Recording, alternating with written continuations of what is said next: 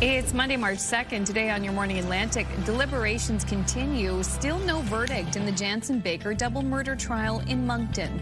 Your top news headlines just ahead. And lending support. A local farmer heads to Jamaica to help yam farmers recover from the hurricane.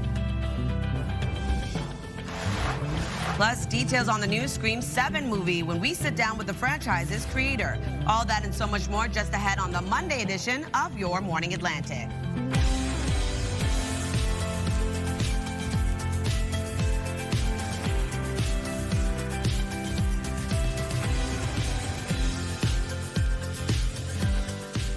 Good morning. Come on in and join us. Brand new month. Welcome to March, everybody. We're here. Woo! Time for March break, St. Patrick's Day, Latavia's birthday. Yeah, birthday. Is this beginning of birthday week? Oh, yeah. Wednesday is my children, 2 years old. My mom's the Thursday. I'm the Sunday. It's This is wild. awesome. Busy. So huge Busy time. week in Latavia's household. Also, spring arrives later this month, which is great news. So that is good. I'm happy for spring to arrive. This morning, winter was still making itself very, very known. This is why I do not like March, even though I'm born in that month, because honestly, we had such a glorious weekend. Yeah. We did. Temperatures were quite warm, lots of sunshine, and then we have to come back to work and everything just crashes back down. Really cold out there. Absolutely freezing outside. Yeah. Make sure to keep that in mind when you are heading out. There is a risk of frostbite for parts of the region. It's going to remain quite cold, warming up a bit from early this morning, but temperatures still remaining below seasonal for the most part. Here's a live look at Halifax. The sun is already beginning to rise. As of right now, though, minus 16 degrees as you head outdoors, and then factor in that wind chill and those breezy winds we're seeing across the region. Quite cold early this morning. You're going to feel that bite in the air. As of right now, it is minus 18 degrees in Fredericton, minus 15 in Charlottetown with minus 9 degrees starting off your day in Sydney, minus 25 over in Happy Valley, Goose Bay, minus 3 degrees in St. John's, Newfoundland. Here's a look at that wind chill. As I mentioned, a risk of frostbite for northern New Brunswick, parts of Prince Edward Island. We are also going to see a risk of frostbite for much of Labrador and parts of Newfoundland early this morning as well. A cold warning currently in effect for parts of Labrador until later this morning. We could see that wind chill nearing minus 40 to minus 45. Over to our satellite and radar. Now, we are going to see sunshine in the forecast for the most part, but we do have a bit of flurry activity early in the morning for parts of the maritime region, parts of Newfoundland as well. That will clear out for the most part, leaving sunshine into the afternoon. In terms of the wind, a bit breezy today out of the west and northwest this morning. 46 kilometers per hour in Canso, 31 in Lunenburg, 30 into North Cape as well as into Grand Etang. Wind gusts of up to 61 kilometers per hour in Canso, 44 in Sydney, 43 in Grand Etang, 39 in Yarmouth. We'll take a look at your long-range forecast just ahead. First, a look at your local news with Amanda. Thank you, Latavia. Deliberations began late Thursday afternoon, but there's still no verdict in the Jansen Baker double murder trial in Moncton. CTV's Derek Haggett has the latest. The jury deliberated here at the Moncton Law Courts all weekend long, but they still have yet to come to a decision in the Jansen Baker double murder trial. The jury ended deliberations at 8 o'clock and retired to their hotel rooms for the evening. There were no announcements or updates from Justice Cameron Gunn all day long. Baker's pleaded not guilty to 2 counts of first-degree murder in the deaths of Bernard and Rosemary Saulnier. The couple were shot and killed inside their Dieppe home on September 7, 2019. Baker was arrested and charged with their deaths exactly 4 years later. Several members of the Saulnier family were present at the courthouse all weekend long, waiting for word on a decision that never came. Many of Baker's family were here as well. On Saturday, the jury was back in the courtroom listening to audio recordings of one of the Crown's key witnesses that cannot be named due to a publication ban. That concluded just after 3 p.m., and the jury has been sequestered ever since. The jury is scheduled to be back at 9:30 this morning to begin the 5th day of deliberations. Derek Haggett, CTV News, Moncton. Thank you, Derek. A man has been arrested for impaired driving causing death following a crash near Yarmouth.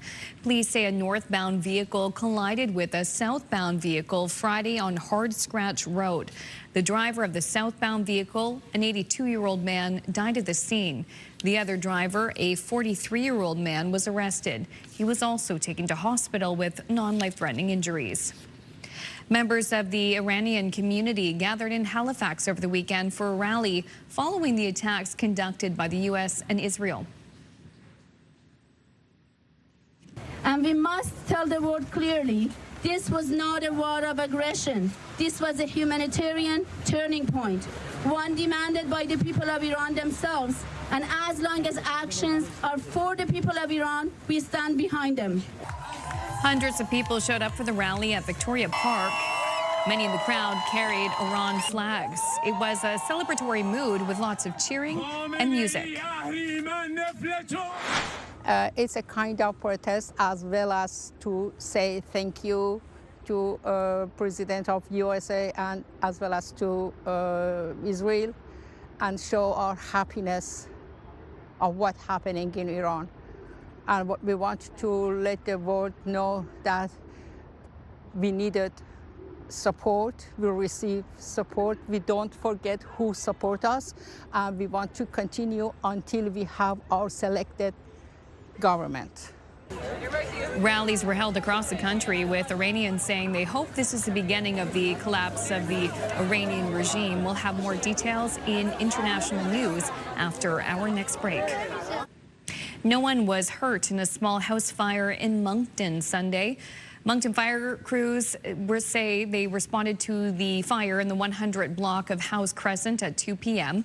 The small fire was quickly extinguished. It did cause moderate damage to the second floor of the home. How it started is under investigation. RCMP in New Brunswick are warning the public and business owners about counterfeit cash circulating in the Florenceville area.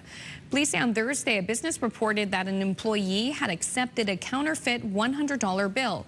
According to police, the bill closely resembled Canadian currency, both in appearance and texture. However, the primary indicator of its illegitimacy was the faint wording of prop money printed on the silver security section. Police say anyone who circulates counterfeit currency may face arrest and prosecution under the Criminal Code of Canada. African Heritage Month concluded with its annual gala, but amid the celebrations, there were protests over provincial budget cuts.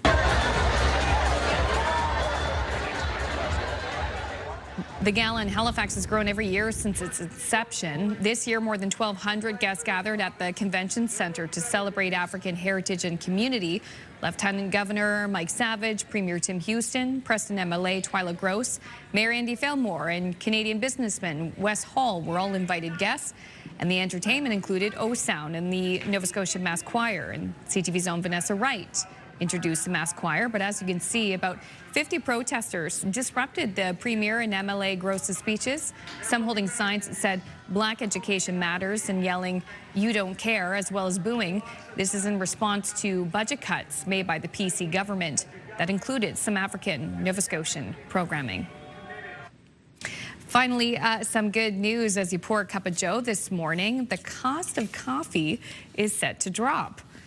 Recent Stats Can data shows the average retail price of coffee is up 30% year over year, largely driven by climate change and bad weather, hurting crops in major coffee-producing countries.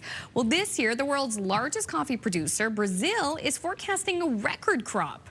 So, with better conditions expected, experts predict the price of beans will drop for Canadians at the grocery store, but not necessarily at coffee shops, as most tend to absorb the costs. Well, that's great news for everybody then, because coffee shops, their profits will ease a little bit. Hopefully, yeah. Yeah, our wallets will ease a little bit. Absolutely. Oh, because that's the one thing I know we've talked about on the show. It's because of the rising cost of for coffee at the grocery store. I know I've had to make an effort to go, okay, maybe I'm not going to get the coffee I want. I'm going to get the coffee that's a bit of a better price. Yeah. There's no cheap coffee. No it doesn't matter cheap how coffee. low you No, go. the It's no not name cheap. is just as expensive nowadays as the highest brand. Rough days. I mean, to add insult to injury, this morning I accidentally threw out Latavia's coffee pot. And so she had to, like, a whole coffee pot was wasted. To be fair, I clearly don't know how to use, like, coffee pods, the fancy stuff, because I put it in, I left my Yeti, and then I walked away, came back, I was like, there's no coffee. I know.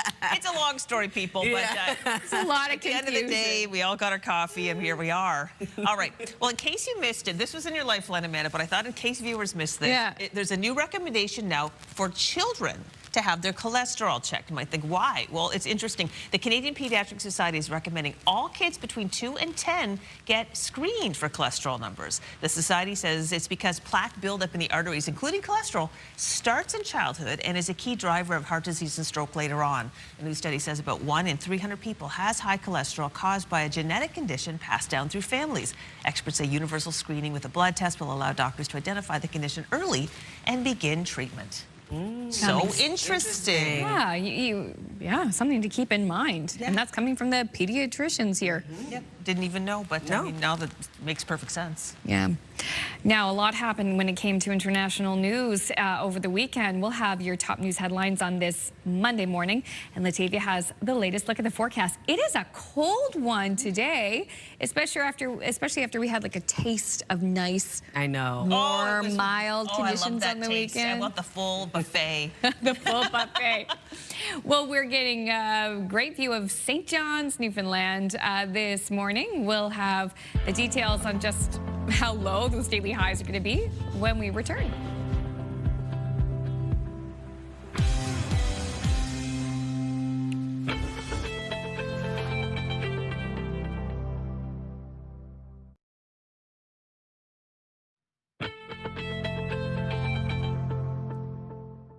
Happy Monday, Atlantic, Canada. The time now is 6:14. Taking a live look at Moncton, a beautiful sunrise starting off your day. As of right now, though, quite cold. Keep that in mind when you are heading out. Minus 19 degrees in your area.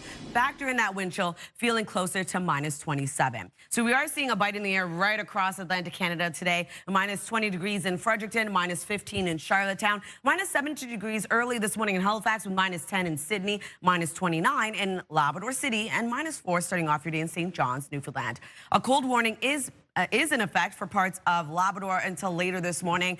We are expecting wind chill to near minus 40 to minus 45. Keep that in mind. There is that risk of frostbite as well.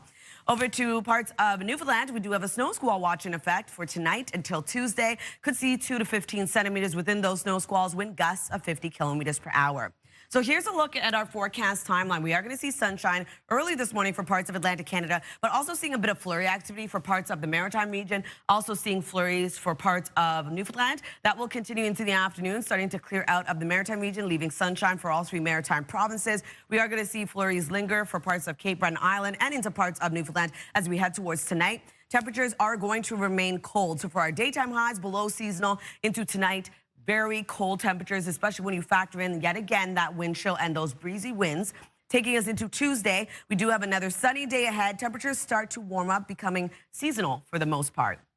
If you're wondering about snowfall totals, only seeing around 1 to 5 centimeters of accumulation for North Mountain. Also going to see around 1 to 10 centimeters across parts of Newfoundland. For our forecast today for New Brunswick, lots of sunshine across the province today. Daytime highs will range from minus 10 to minus 7. Wind gusts of 40 kilometers per hour expected. For Prince Edward Island, a bit of flurry activity will clear out, leaving mainly sunny skies into the afternoon. Daytime highs between minus 13 to minus 11. Wind also out of the northwest, 20 gusting to 40. Cape Breton, eastern Nova Scotia, we are going to see daytime highs between minus 12 to minus 8. A chance of flurries early in the morning, clearing, leaving a mix of sun and cloud, wind gusts of 50 expected. For the rest of Nova Scotia, also going to see a bit of flurry activity. That will clear, leaving mainly sunny skies, and specifically seeing flurries around the western portion of the province. Daytime highs between minus 9 to minus 5, and wind gusts of 40. Labrador City, looking at lots of sunshine today, mainly sunny skies, a high of minus 21. Minus 1 for St. John's, Newfoundland. Also seeing flurries starting off your day, clearing out, leaving a mix of sun and cloud into the afternoon. Now, Tuesday's forecast, sunshine for all 3 Maritime provinces. We are going to see temperatures begin to warm up, starting off quite cold in the morning, warming up into the afternoon, becoming quite seasonal for our daytime highs. Newfoundland, Labrador still dealing with some flurry activity starting off the day. On Tuesday night, we are going to see another low pressure system move in. Temperatures will start to warm up into Wednesday, really warm for your daytime highs, but also going to see snow and or rain sticking around throughout your day. That's a look at your weather forecast. We'll throw things over to Amanda. Thank you so much, Latavia. For a third day, the U.S. and Israel are bombing Iran, where it's estimated at least 200 lives have been lost. In response, Iran is launching counterattacks and targeting American military bases in Gulf nations. 3 Americans have been killed. U.S. President Donald Trump says the attacks could carry on for a month. CTV's Adrian Gobriel has the latest. From panic on the streets of Tehran to Tel Aviv. Bahrain to Qatar, Abu Dhabi, and Dubai. The tentacles of this war are spreading and taking hold across the region. The Iranian regime clearly feels that they are on their death ground. They are going to fight to the bitter end at this point. Confirmation tonight that 3 U.S. service members have been killed in action and 5 others wounded. We communicated with them either to shut down those American bases. Iran's deputy foreign minister confirming they've been in contact with Gulf states, demanding they shutter American military bases in their countries. If President Trump didn't want to see Iran hitting back and pushing back, President Trump should have not started this war from the beginning. With Ayatollah Ali Khamenei now dead, officials in Iran say they're looking to establish a new leader as soon as possible. This as President Trump calls on the people of Iran to take control of their country. Whoever takes power is going to have to fight the remnants of the Islamic Revolutionary Guard Corps and any of the supporters of the previous Ayatollah. So far, Iran has launched counterstrikes against 9 countries across the region. Near Jerusalem, at least 9 are dead and dozens more injured following an Iranian missile strike on this residential area. At least 153 people, including children, are said to have died, according to Iranian state media, following a U.S.-Israeli attack that hit this school. Iran's Islamic Revolutionary Guard say 3 oil tankers from the U.S. and U.K. have been struck by missiles and are burning in the vital Strait of Hormuz shipping corridor. As Muslims across the region celebrate the holy month of Ramadan, prayers for peace appear to be a distant hope, with war now crossing borders and arriving on the doorstep of millions. Tonight here in Istanbul, the land border Turkey shares with Iran in the close proximity of war weighs heavy on the minds of many as they ponder what the days ahead may have in store. Adrian Gobriel, CTV News, Istanbul. And the head of the United Nations is calling for the attacks on Iran to stop. The alternative is a potential wider conflict with grave consequences for civilians and regional stability. At a meeting of the Security Council, Secretary General Antonio Guterres said lasting peace can only be achieved through a return to dialogue and negotiations. Quanto sta accadendo in Medio Oriente e in Iran. And Pope Leo has made an appeal to all sides to end what he calls a spiral of violence. In his Sunday address, the pontiff said he was deeply concerned with the conflict in Iran and also called for a return of diplomacy. Prime Minister Mark Carney has not yet taken questions on the situation in the Middle East. Today, he is in India, set to meet with that country's prime minister to attempt to negotiate a better trade agreement. CTV's Abigail Beeman is in New Delhi with more. A colorful arrival for Prime Minister Mark Carney on a trip that's been mostly business. Carney held a series of meetings in Mumbai Sunday. The main event is Monday, when he will meet India's Prime Minister Narendra Modi and formally launch talks for a new trade deal. CTV News has learned a number of smaller agreements, memorandums of understanding, and letters of intent are expected to be announced on defense, critical minerals, and clean energy, as well as something on pulses and uranium. The Prime Minister keen to deepen trade ties with India and turn the page on a previously fraught relationship. Every G7 countries have found a path to engage, obviously, with India. It's one of the fastest growing economies in the world.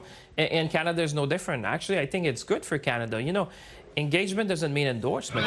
But overshadowing the trip, the airstrikes on Iran. Canada supports the United States acting to prevent Iran from obtaining a nuclear weapon and to prevent its regime from further threatening international peace and security. The foreign minister, here with the prime minister in India, issued a statement saying she's been speaking with her G7 counterparts as well as those across the Middle East. She called for Iran's retaliatory attacks in the region to stop. Neither the Prime Minister nor any minister traveling with him has taken any questions since the airstrikes began, and no one in government is offering much context to Canada's position, which differs slightly from European allies less supportive of the United States' action. One senior source tells CTV News since well before he was Prime Minister, Carney has been firm in the position that Iran marks the world's biggest threat to peace and security.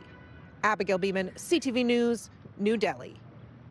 Thank you, Abigail. A quick break. When we return, we'll have your must-see moment from our colleagues at TSN, plus your business headlines on this Monday morning, Your Morning Atlantic. We'll be right back. Please stay with us.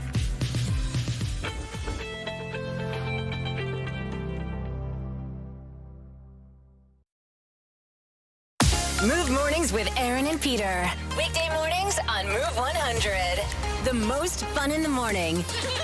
And home of the $1,000 minute.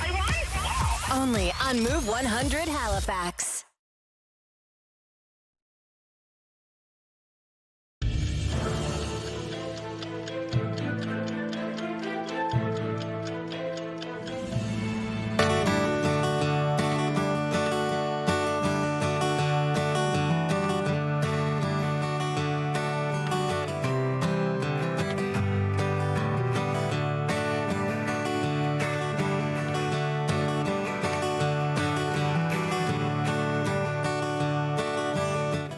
Not seen that photo before. I didn't know Emily Carr had such a cute dog. I know, right? 1945. Yeah. Well, her legacy of art, though, does carry on. It is 6:26 on this Monday, March 2nd. It's time now to check in with our friends at TSN Sports Center for today's must-see moment. Matt Scooby inside the Sports Center newsroom with your must-see moment from Sunday. For it, we head to the final round of the PGA's Cognizant Classic. So Canadian Ben Silverman in the bunker on the par 4 14th. How about this? Gets it to go. Even better than a sand save. Silverman, playing in his first tour event of the season, gets a fist bump from his playing partner Brooks Koepka, who also happens to be in the same bunker from almost the exact same spot. Koepka does the same, chips in as well. You don't see that every day. Koepka finished tied for 9th. That's your must-see moment. Now, tonight on TSN, it's a college basketball doubleheader as we get closer to March Madness. First up, top-ranked Duke takes on NC State, followed by number 2 Arizona going up against Iowa State. Coverage begins 7 Eastern, 4 Pacific. That's all from the Sports Center newsroom. Have a great day.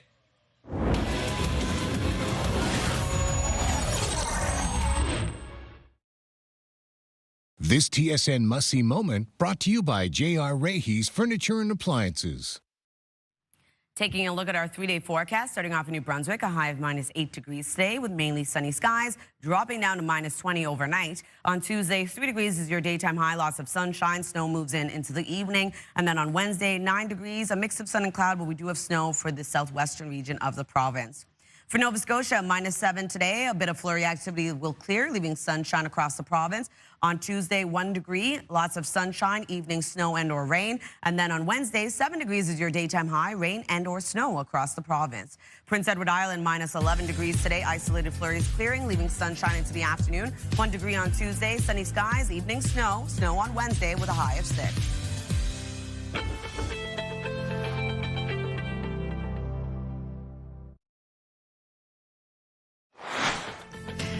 Coming up, it's a Move Morning Chat, and this morning we are talking about signs of spring. This spring season is just, well, days away, just a few weeks. So we're talking about what you really look forward to. That conversation is coming up in about 15 minutes on Your Morning Atlantic.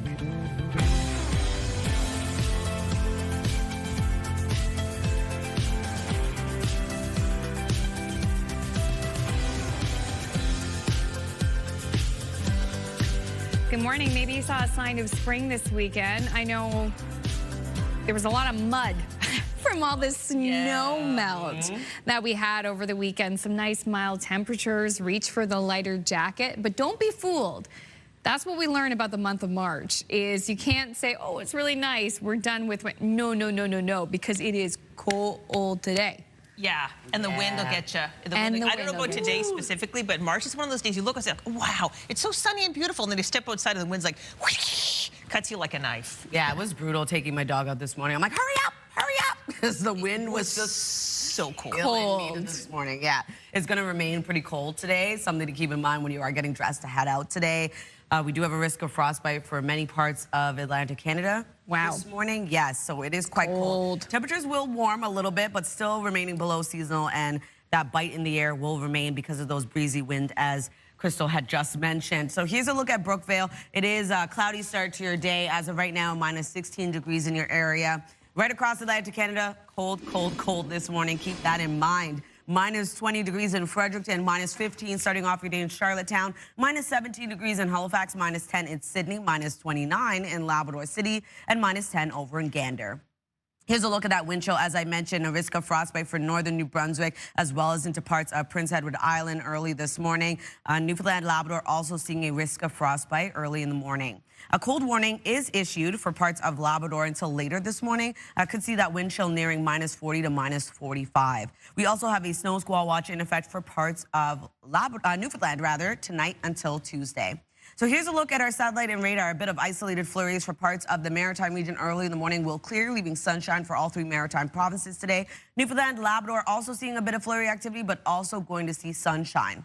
In terms of the wind, as we mentioned, pretty breezy today, 48 kilometers per hour in Canso, 33 into Grand Tang, 30 in North Cape, as well as into Yarmouth. Wind gusts of up to 61 kilometers per hour this morning in Canso, 43 in Grand Tang, 41 into North Cape. We'll take another look at your forecast just ahead. First, a look at your local news with Amanda. Thank you, Latavia. Deliberations began late Thursday afternoon, but there is still no verdict in the Jansen Baker double murder trial in Moncton. CTV's Derek Haggett has the latest. The jury deliberated here at the Moncton Law Courts all weekend long, but they still have yet to come to a decision in the Jansen Baker double murder trial. The jury ended deliberations at 8 o'clock and retired to their hotel rooms for the evening. There were no announcements or updates from Justice Cameron Gunn all day long. Baker's pleaded not guilty to 2 counts of first-degree murder in the deaths of Bernard and Rosemary Saulnier. The couple were shot and killed inside their Dieppe home on September 7, 2019. Baker was arrested and charged with their deaths exactly 4 years later. Several members of the Saulnier family were present at the courthouse all weekend long, waiting for word on a decision that never came. Many of Baker's family were here as well. On Saturday, the jury was back in the courtroom listening to audio recordings of one of the Crown's key witnesses that cannot be named due to a publication ban. That concluded just after 3 p.m., and the jury has been sequestered ever since. The jury is scheduled to be back at 9:30 this morning to begin the 5th day of deliberations. Derek Haggett, CTV News, Moncton. Members of the Iranian community gathered in Halifax over the weekend for a rally following the attacks conducted by the U.S. and Israel. And we must tell the world clearly, this was not a war of aggression. This was a humanitarian turning point, one demanded by the people of Iran themselves. And as long as actions are for the people of Iran, we stand behind them. Hundreds of people showed up for the rally at Victoria Park. Many in the crowd carried Iran flags. It was a celebratory mood with lots of cheering and music. Rallies were held across the country, with Iranians saying they hope this is the beginning of the collapse of the Iranian regime. Also in Nova Scotia, African Heritage Month concluded with its annual gala, but amid the celebrations, there were protests over provincial budget cuts.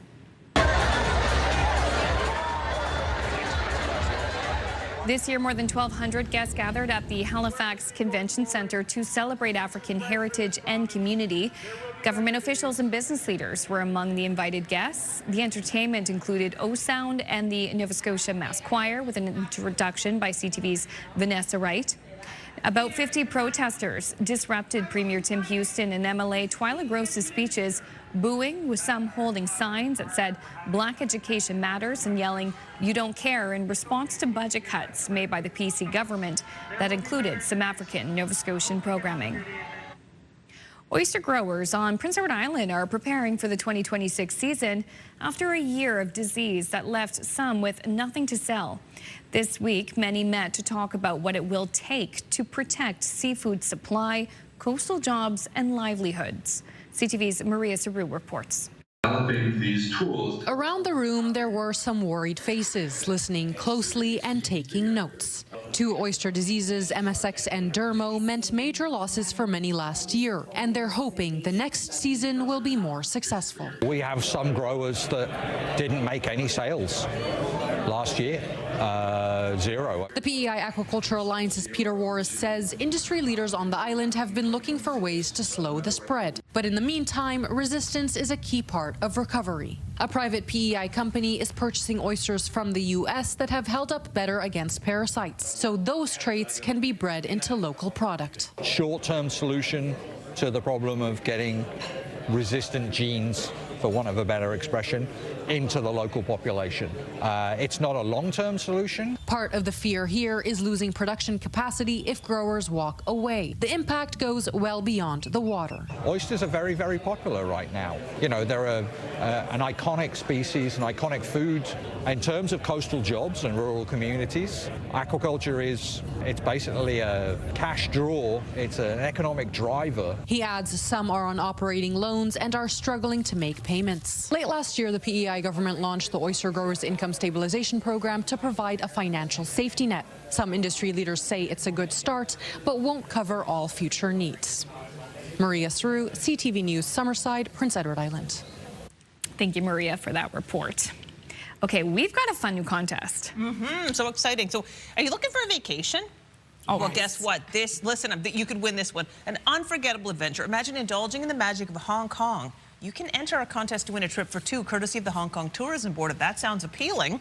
The prize includes round-trip flights on Cathay Pacific, 4 luxurious nights at the Park Lane, Hong Kong, $1,000 spending money, and a 3-day pass granting access to more than 20 amazing attractions.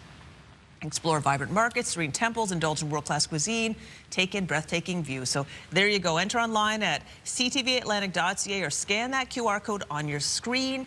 Enter for your chance to win. Good luck to you. This is a great prize. I've been to Hong Kong. You will love it. Wow. Sounds like a dream. It really is a dream. And the spending money. $1,000. Right? Wow. $1,000. You can do whatever the heck you want with that. Oh my gosh. Well, you can do whatever you want, but we hope you stick around because we're going to have your entertainment headlines. And also, we hope you join in on the Move Morning Chat because today we want to know signs of spring. What are your favorites? Maybe it's seeing some of the Easter decor in store, or is it a certain floral arrangement? That conversation is coming up next. Is that dewy stuff? Yeah, that is.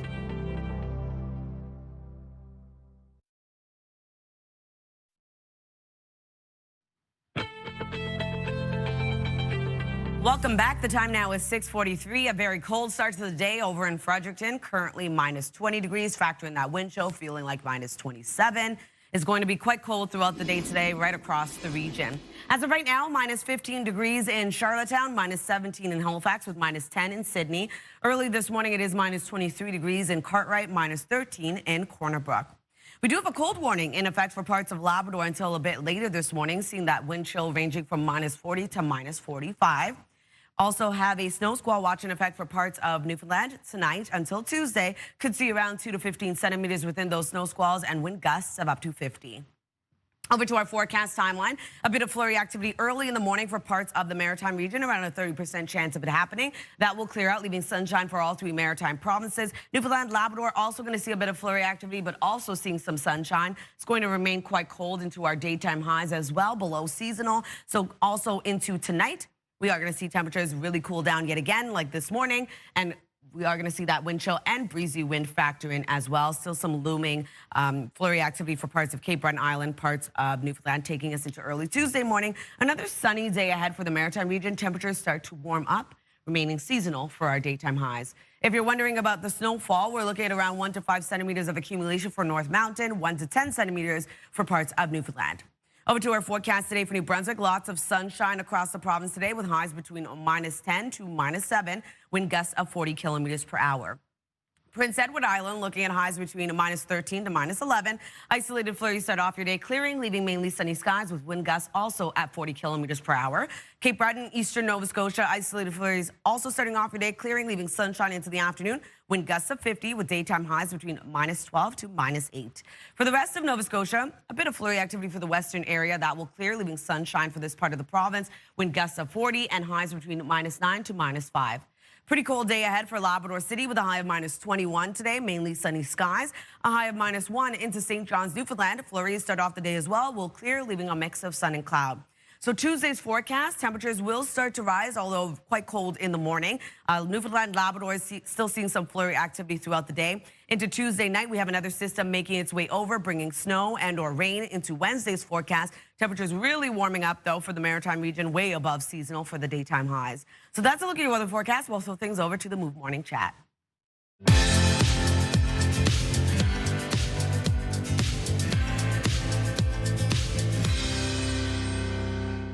Listen, we've dealt with quite a few snowstorms this winter, and as much as many people do love the winter season, sometimes you start to get a little tired of it.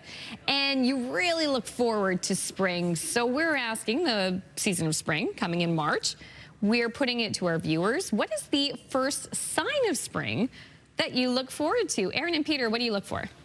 Well, we're getting close. I think the countdown is 18 days from now. So that is giving us a little bit of hope. For me, the second I see tulips in the grocery store, oh my gosh, I am like, okay, spring is around the corner. Tulips bring me so much joy. And sure, we still have snow on the ground. Sure, it's colder than we like, but I will go every single week and get a fresh bouquet of tulips, and I kind of sprinkle them around my apartment. Yeah. Honestly, it makes such a difference in my happiness. And once again, brings me a little bit of hope. So for me, the second I see those tulips are on sale, I am like, okay, we're just around the corner. I'm listening for something that can happen almost anytime now, but because we've had so much snow, it's going to take a little longer than usual. And that's the sound of the spring peepers. They have to thaw before we're going to hear them. The little tiny frogs that scream in the early spring, but in the most beautiful way possible. So loud that if you're driving by certain bodies of water, they're usually, by the shoreline, that you can hear them as you are driving by the spring peepers. So that's what I'm listening for, and something that I've listened for since I was a kid when I lived near a lake, and now as obviously a full-grown adult who lives near a lake, I'm listening for the spring peepers. I clearly don't know my birds, because I was thinking about the birds that say cheeseburger. Cheeseburger. These are frogs. Yeah, I know. I realized after he said they're not birds. At first when he said peepers, I was like, oh, the birds. I remember those birds. Yeah, I was clearly off. Oh, my God. What's the sign of spring you look forward to, though? For me, honestly, I love the tulips, like Aaron said, but for me, I need the snow to melt. I need to look outside and see that there's no longer snow. That means I can head out back on those trails, get outside and explore, feel the warmth of the air, the sun on my skin. Yeah, I need it to be gone, especially with these hills that we have of that snow. It's going to take a lot longer. Like mountains. Yeah. Oh, it's so true. Mine's simple, and it's the exact same as Aaron's. It is finally seeing the tulips. They're my favorite flower. They're so beautiful, colorful, and we're really fortunate that we have tulips actually in our garden. So when I start to see them start to bud, it is like I literally scream up and down in joy, clap my hands, and then the child does as well. But I just love how when they start to just sprout up and you don't know what color you're going to get or where necessarily they're going to pop up. Yeah, favorite flower, beautiful sign of spring, and I cannot wait to see them. So we're throwing the question out to you. We are asking, what is a sure sign of spring that you always look forward to? Send us a text at 10400. We'll share your answers later.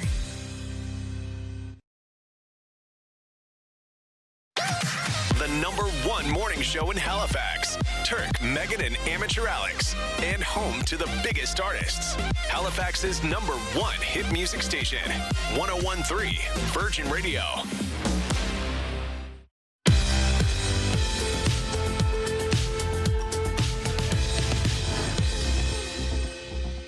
Welcome back. The time now is 6:52, and for the first year, the SAG Awards are now going by a new name, the Actor Awards. So they were handed out last night with one of the Oscars frontrunners taking home the big movie prize. I didn't watch the awards. Did you get a chance to do it? All right, well, say Kevin George Panacchio did. He's got a full recap of the night.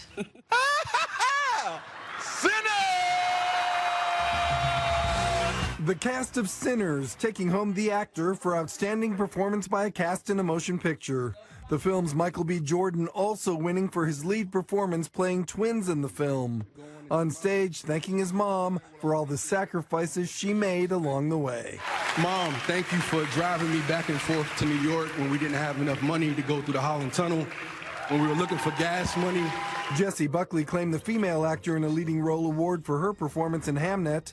The winners in film supporting categories, Sean Penn for One Battle After Another, and Amy Madigan for Weapons, joking around a bit about the trophy she was holding. It was like when you were little and you had the Barbie and then you got Ken and you whipped down his drawers and you went, Ken, that's nothing.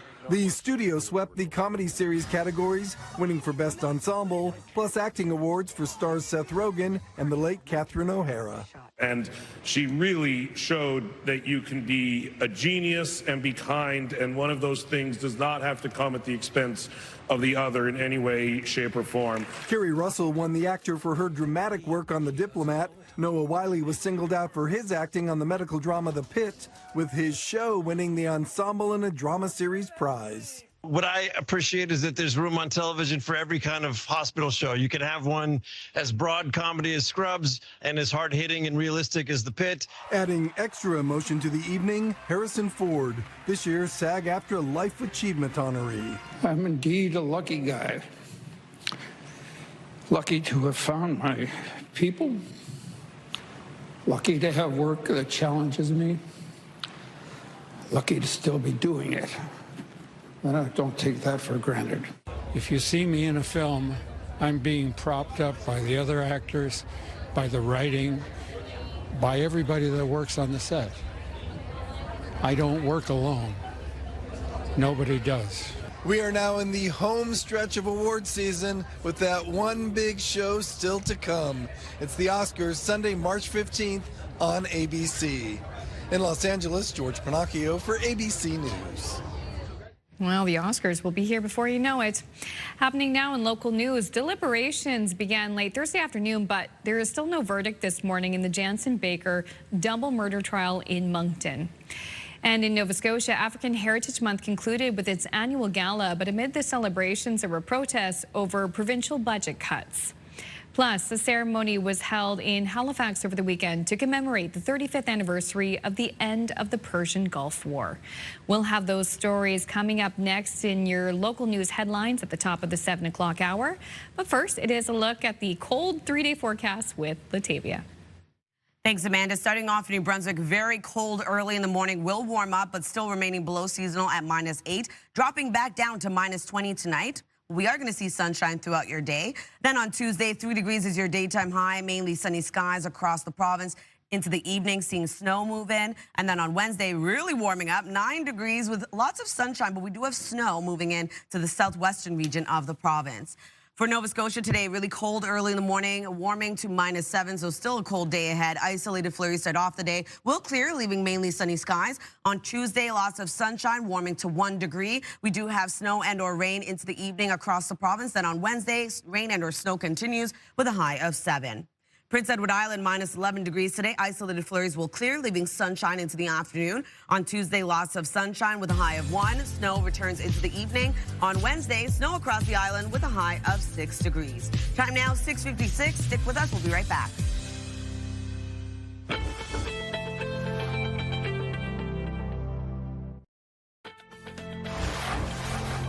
It's Monday, March 2nd. Today on Your Morning Atlantic, deliberations continue. Still no verdict in the Jansen Baker double murder trial in Moncton. Your top news headlines just ahead.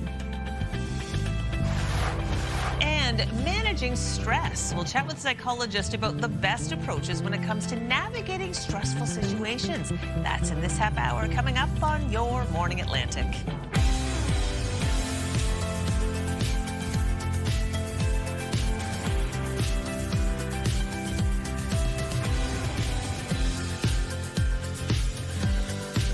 Good morning, Atlantic Canada. Make sure you're bundled up. It is quite cold, the beginning of a new month, and it's starting off gross. It's starting off gross. It's March. It's March. It's March that comes in like a lion or a lamb and leaves like a lion or a lamb. So I would say this came in like, well, yesterday it was a lamb, I guess. Yeah, a little lamb. I would say so. But this is still sort of the beginning of March. So can we call it a lion? Oh my God, my eyes twitching. Yeah. Like this weather has me stressed out. Oh, my eyeball's gonna fall out. Well, lucky we have a professional in the building who can help with that. So, yeah, not the eyeball specifically, but the stress causing it. Yeah. All right, cold outside this morning in Halifax. As of right now, -17 degrees. That's not even factoring in those breezy winds we're seeing across the region, as well as that wind chill that we'll take a look at in a second. So across Atlantic Canada, quite cold this morning. Make sure to bundle up. We do have a risk of frostbite as well for many areas. As of right now, -20 degrees in Fredericton, -15 in Charlottetown, -10 degrees in Sydney, -5 into St. John's, Newfoundland. So we do have a risk of frostbite into northern New Brunswick, parts of Prince Edward Island, even parts of eastern Nova Scotia now, and also seeing a risk of frostbite for parts of Newfoundland and Labrador. A cold warning is in effect for parts of Labrador until a little bit later on, with the wind chill between -40 to -45. A snow squall watch also in effect for tonight until Tuesday for parts of Newfoundland.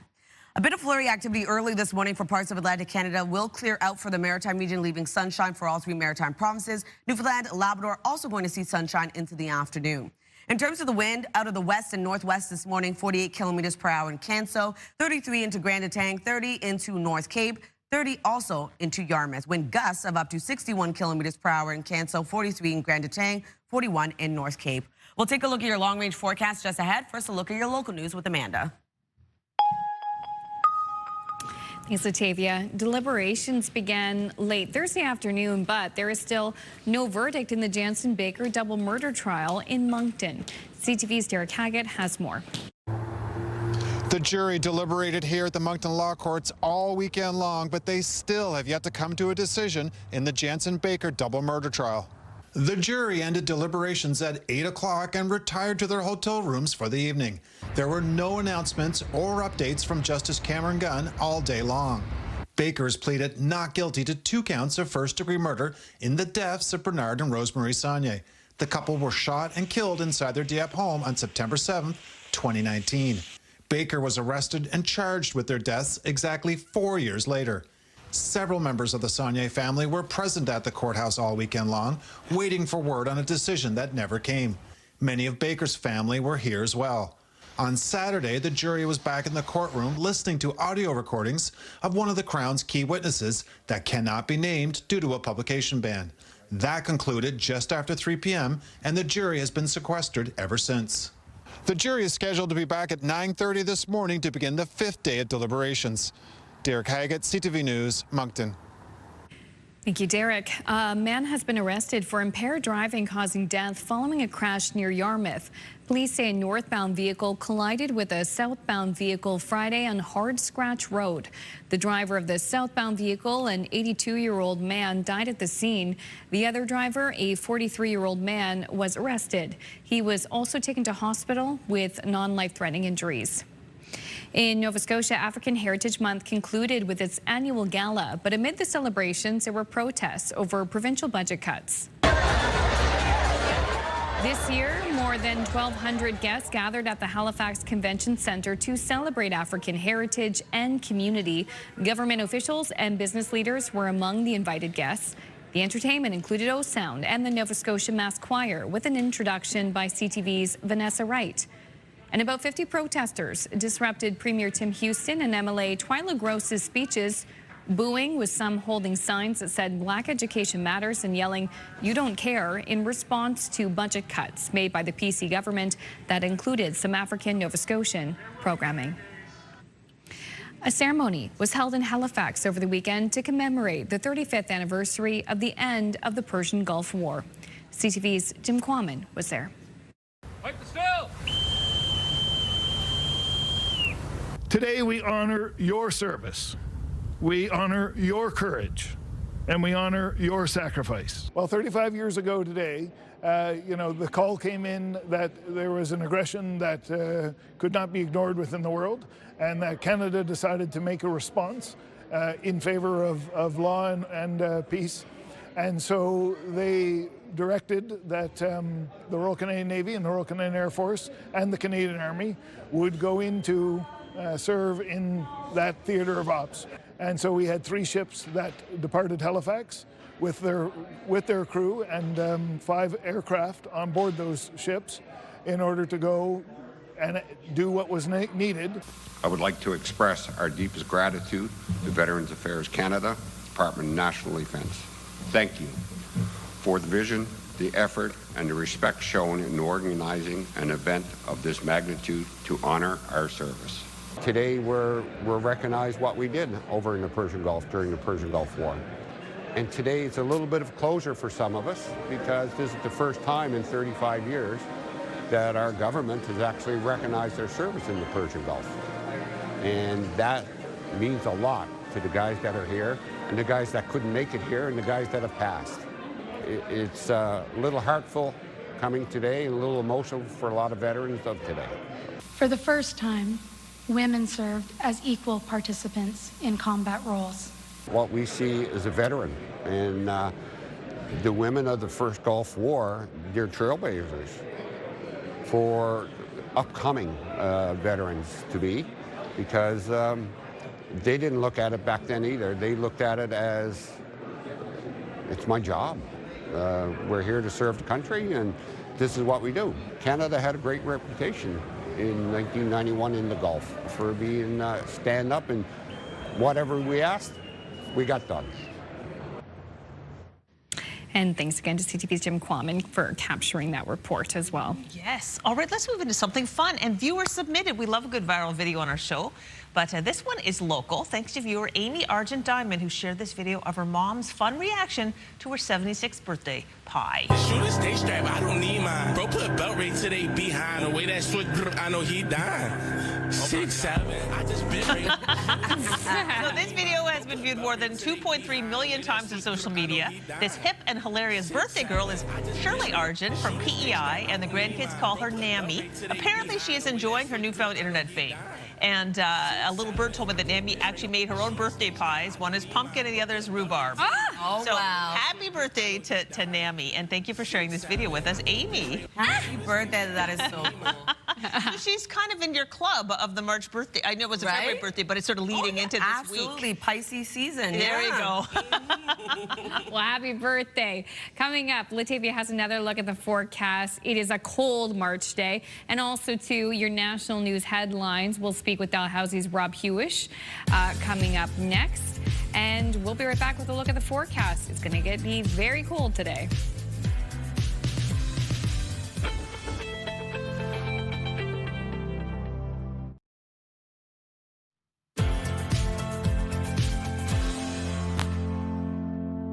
Happy Monday. The time now is 7:11. We're taking a live look at a sunny start to the day in Moncton, although quite cold this morning, minus 19 degrees. Factor in that wind chill feeling like minus 26. So it is quite cold right across the board early this morning. Minus 16 degrees heading outdoors in Charlottetown with minus 17 in Halifax. Minus 10 degrees in Sydney with minus 29 in Labrador City. Minus 14 degrees in Corner Brook. We do have a cold warning in effect for parts of Labrador, looking at the wind chill nearing minus 40 to minus 45. Also have a snow squall watch in effect for parts of Newfoundland for tonight until Tuesday. Could see around 2 to 15 centimeters within those snow squalls and wind gusts of 50 kilometers per hour. Lots of sunshine starting off the day for parts of Atlantic Canada. Also seeing a bit of flurry activity early this morning. Some isolated flurries for parts of the Maritime region. Going to see flurries for parts of Newfoundland and Labrador as well.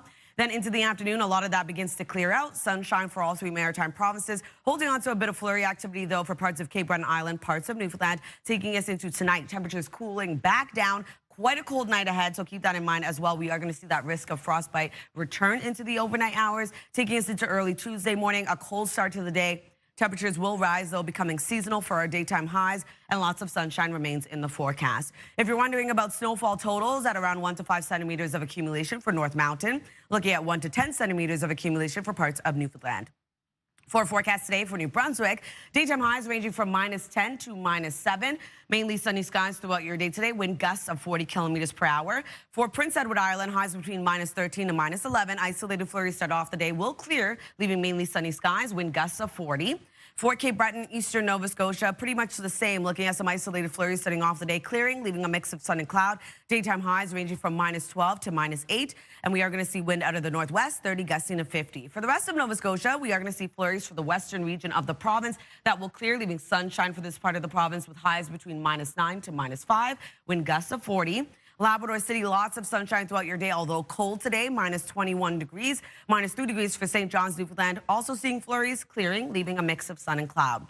Tuesday's forecast, sunshine returns to all three maritime provinces. We are going to see temperatures warm up. Newfoundland, Labrador, going to see some flurry activity remain. And then into Tuesday night, we have another system making its way over. Snow and or rain will continue into Wednesday's forecast, but a very warm day ahead for our daytime highs. So that's a look at your weather forecast. We'll throw things over to Amanda.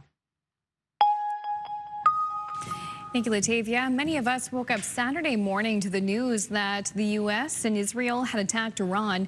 In retaliation, Iran launched strikes of its own, firing missiles at several Middle Eastern countries. Dalhousie University's Associate Dean of Research, Rob Hewish, joins us now. Rob, just last week you were on our show and you talked about this pretty much being an inevitability. So why now? So right now, we saw an end to talks in Geneva between the U.S. and Iran. Apparently, there is some sort of deal being brokered. Now we see that within days after that, Israel and the U.S. both attacked Iran on that period on Saturday for us. Now, this doesn't mean that it's going to be a war that's going to end swiftly, nor is there any sign that Israel and the U.S. are going to have their actions achieved by trying to dismantle the Iranian regime. It was basically the Israeli government that came out and said that there was an imminent threat, that they had to go now, that this couldn't wait. It's more likely the case that any sort of deal that could have been made between the U.S. and Iran was threatening to Israel's security, and so triggers were pulled, and for a long time, about 2 weeks now, the U.S. has been amassing both an aerial and a naval armada in the region. Many of those tankers, Amanda, were flying over Nova Scotia on the way over, the aerial refueling tankers. And so they're all in the region ready to go. And now the trigger's been pulled. Oh, wow. And Iran retaliated pretty quickly, as we saw this weekend, but also it's seemingly indiscriminately firing at a number of its neighbors. So what is the strategy behind that? Right. So you've heard that there's been attacks in Qatar, there's been attacks in the UAE. These are, and Saudi Arabia as well. These are all countries that are aligned with the U.S. or have U.S. military interests in that region. So by attacking those interests, what it's doing is sending two messages. One is that to those countries, the message is that, see, look, the U.S. is not protecting you from us. And secondly, is to try to draw U.S. forces on the ground, if not into Iran, but to have a more boots on the ground presence in the region. Because if the U.S. military gets sucked in to a long-term conflict where their personnel are on the ground in the Middle East, that will be financially and tactically consequential. And the Iranian regime knows that, and that's right now their best chance of hanging on. I want to touch on what you said there, long-term conflict. U.S. President Donald Trump has said this could go on for 4 weeks, and he's urged Iranian citizens to rise up. So do you think it's going to be 4 weeks or longer? So it could be, that could actually be an accurate timeline, but it depends on the two directions that this could go. So we know that Ayatollah Khamenei is gone. He was killed in these attacks. So it leaves two options for going forward. And the way that we got to measure this, Amanda, is by looking at the action and response to protests within Iran. If we see that there's a lot of protests and celebrations continuing to occur, and that the Revolutionary Guard and the Basij are not cracking down on people, then that will show the government itself is probably giving up its own will. And in that case, we could see whoever replaces the Ayatollah could be a situation where that government then works with the United States, much like what we saw in Venezuela. Or if we see that there's more repression against civilians, that the Guard itself is trying to crack down on its own people, bombings will continue to occur, and it will likely send the country into deep factionalism. And so we can expect in that case a longer war. It was a couple of years in Gaza with the bombings. We could probably see about 4 to 5 years of active conflict on the ground there. Wow. In Iran. Wow, quite significant. What will you be keeping a close eye on in the coming hours, days, potentially weeks? Well, the first thing is everyone's going to feel this is going to be the cost of oil. There's already been an oil shock because of the control of the Gulf of Hormuz. So Nova Scotians are going to feel that at the pumps pretty quick, I would imagine. Secondly, is to watch other countries like Canada and European countries. Where are they going to balance that line to say that the U.S. and Israel have again broken all sorts of international orders, that they have now taken their countries into war under the auspices that they were supposed to protect people, but now we're seeing loss of life as a result. And then finally, what will be the response of the regime itself? Will it be one that folds over to U.S. demands, and that you basically have a gunboat diplomacy like we see in Venezuela, where the U.S. will tell the regime what to do? Or will this descend into deep factionalism? In any case, the thing to watch is what's going on in Iran with civilians and protests. That'll be the barometer see what happens next. Okay, Rob, we appreciate your insight this morning. We will chat again with you soon. Thank you. Thanks, Amanda. Dalhousie University's Robert Hewish. A quick break here on Your Morning Atlantic. We'll be right back after this short break. Please stay with us.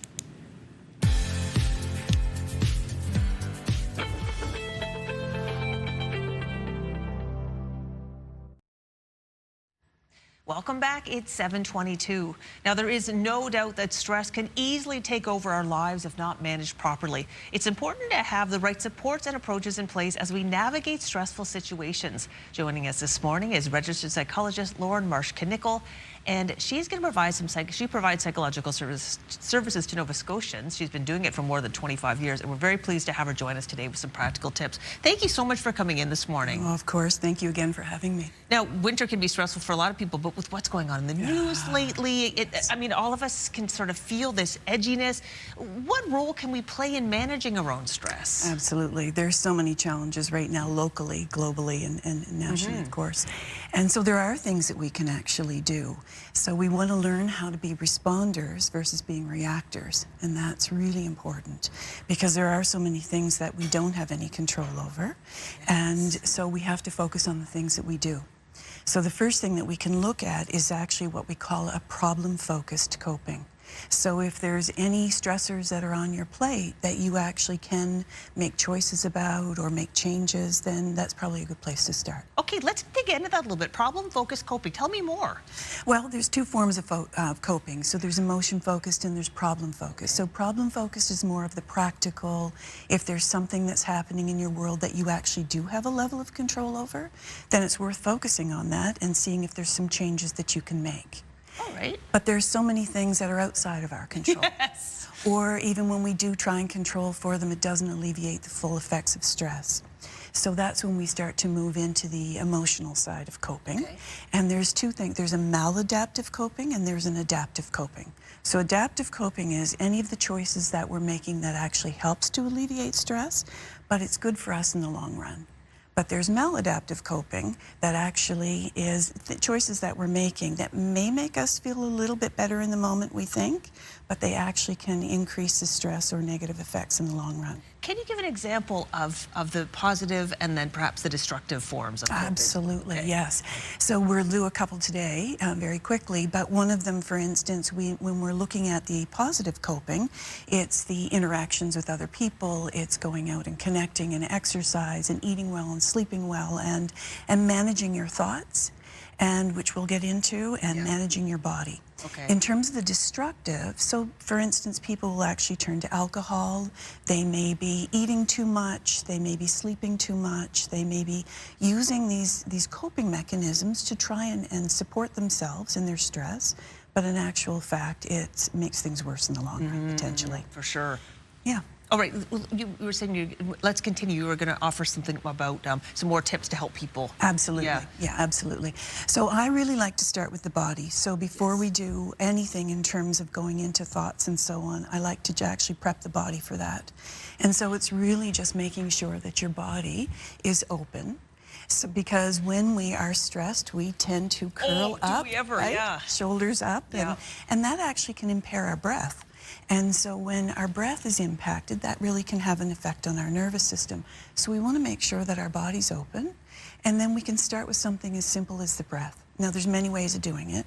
One of my favorites is to actually take a deep, full breath in through the nose, take a full breath. Now take another quick one. Once you get to the top, hold it for a second. The slowest exhale you can do. That feels great. Lauren, I'm afraid we have to stop it there. We're out of time, but that already, just talking over your voice and just your manner is so soothing. But I can imagine speaking with a professional like yourself could really help when you get into stressful situations. Oh, absolutely, yes. But there's so many things that you can also do online. And looking up cognitive behavioral approaches, for instance, there's lots of things online. Perfect. But if it's going past 2 weeks and you are in distress, make sure you reach out. Well, Lauren, we really appreciate this. Already a great takeaway. So we put information about Lauren's practice on our website, and yes, hopefully you can find some resources online as well. It's 7:26. We are going to move our attention over to Latavia with the quick 3-day. Oh, actually, we're getting to take a break. It's 7:27. We'll be right back after this.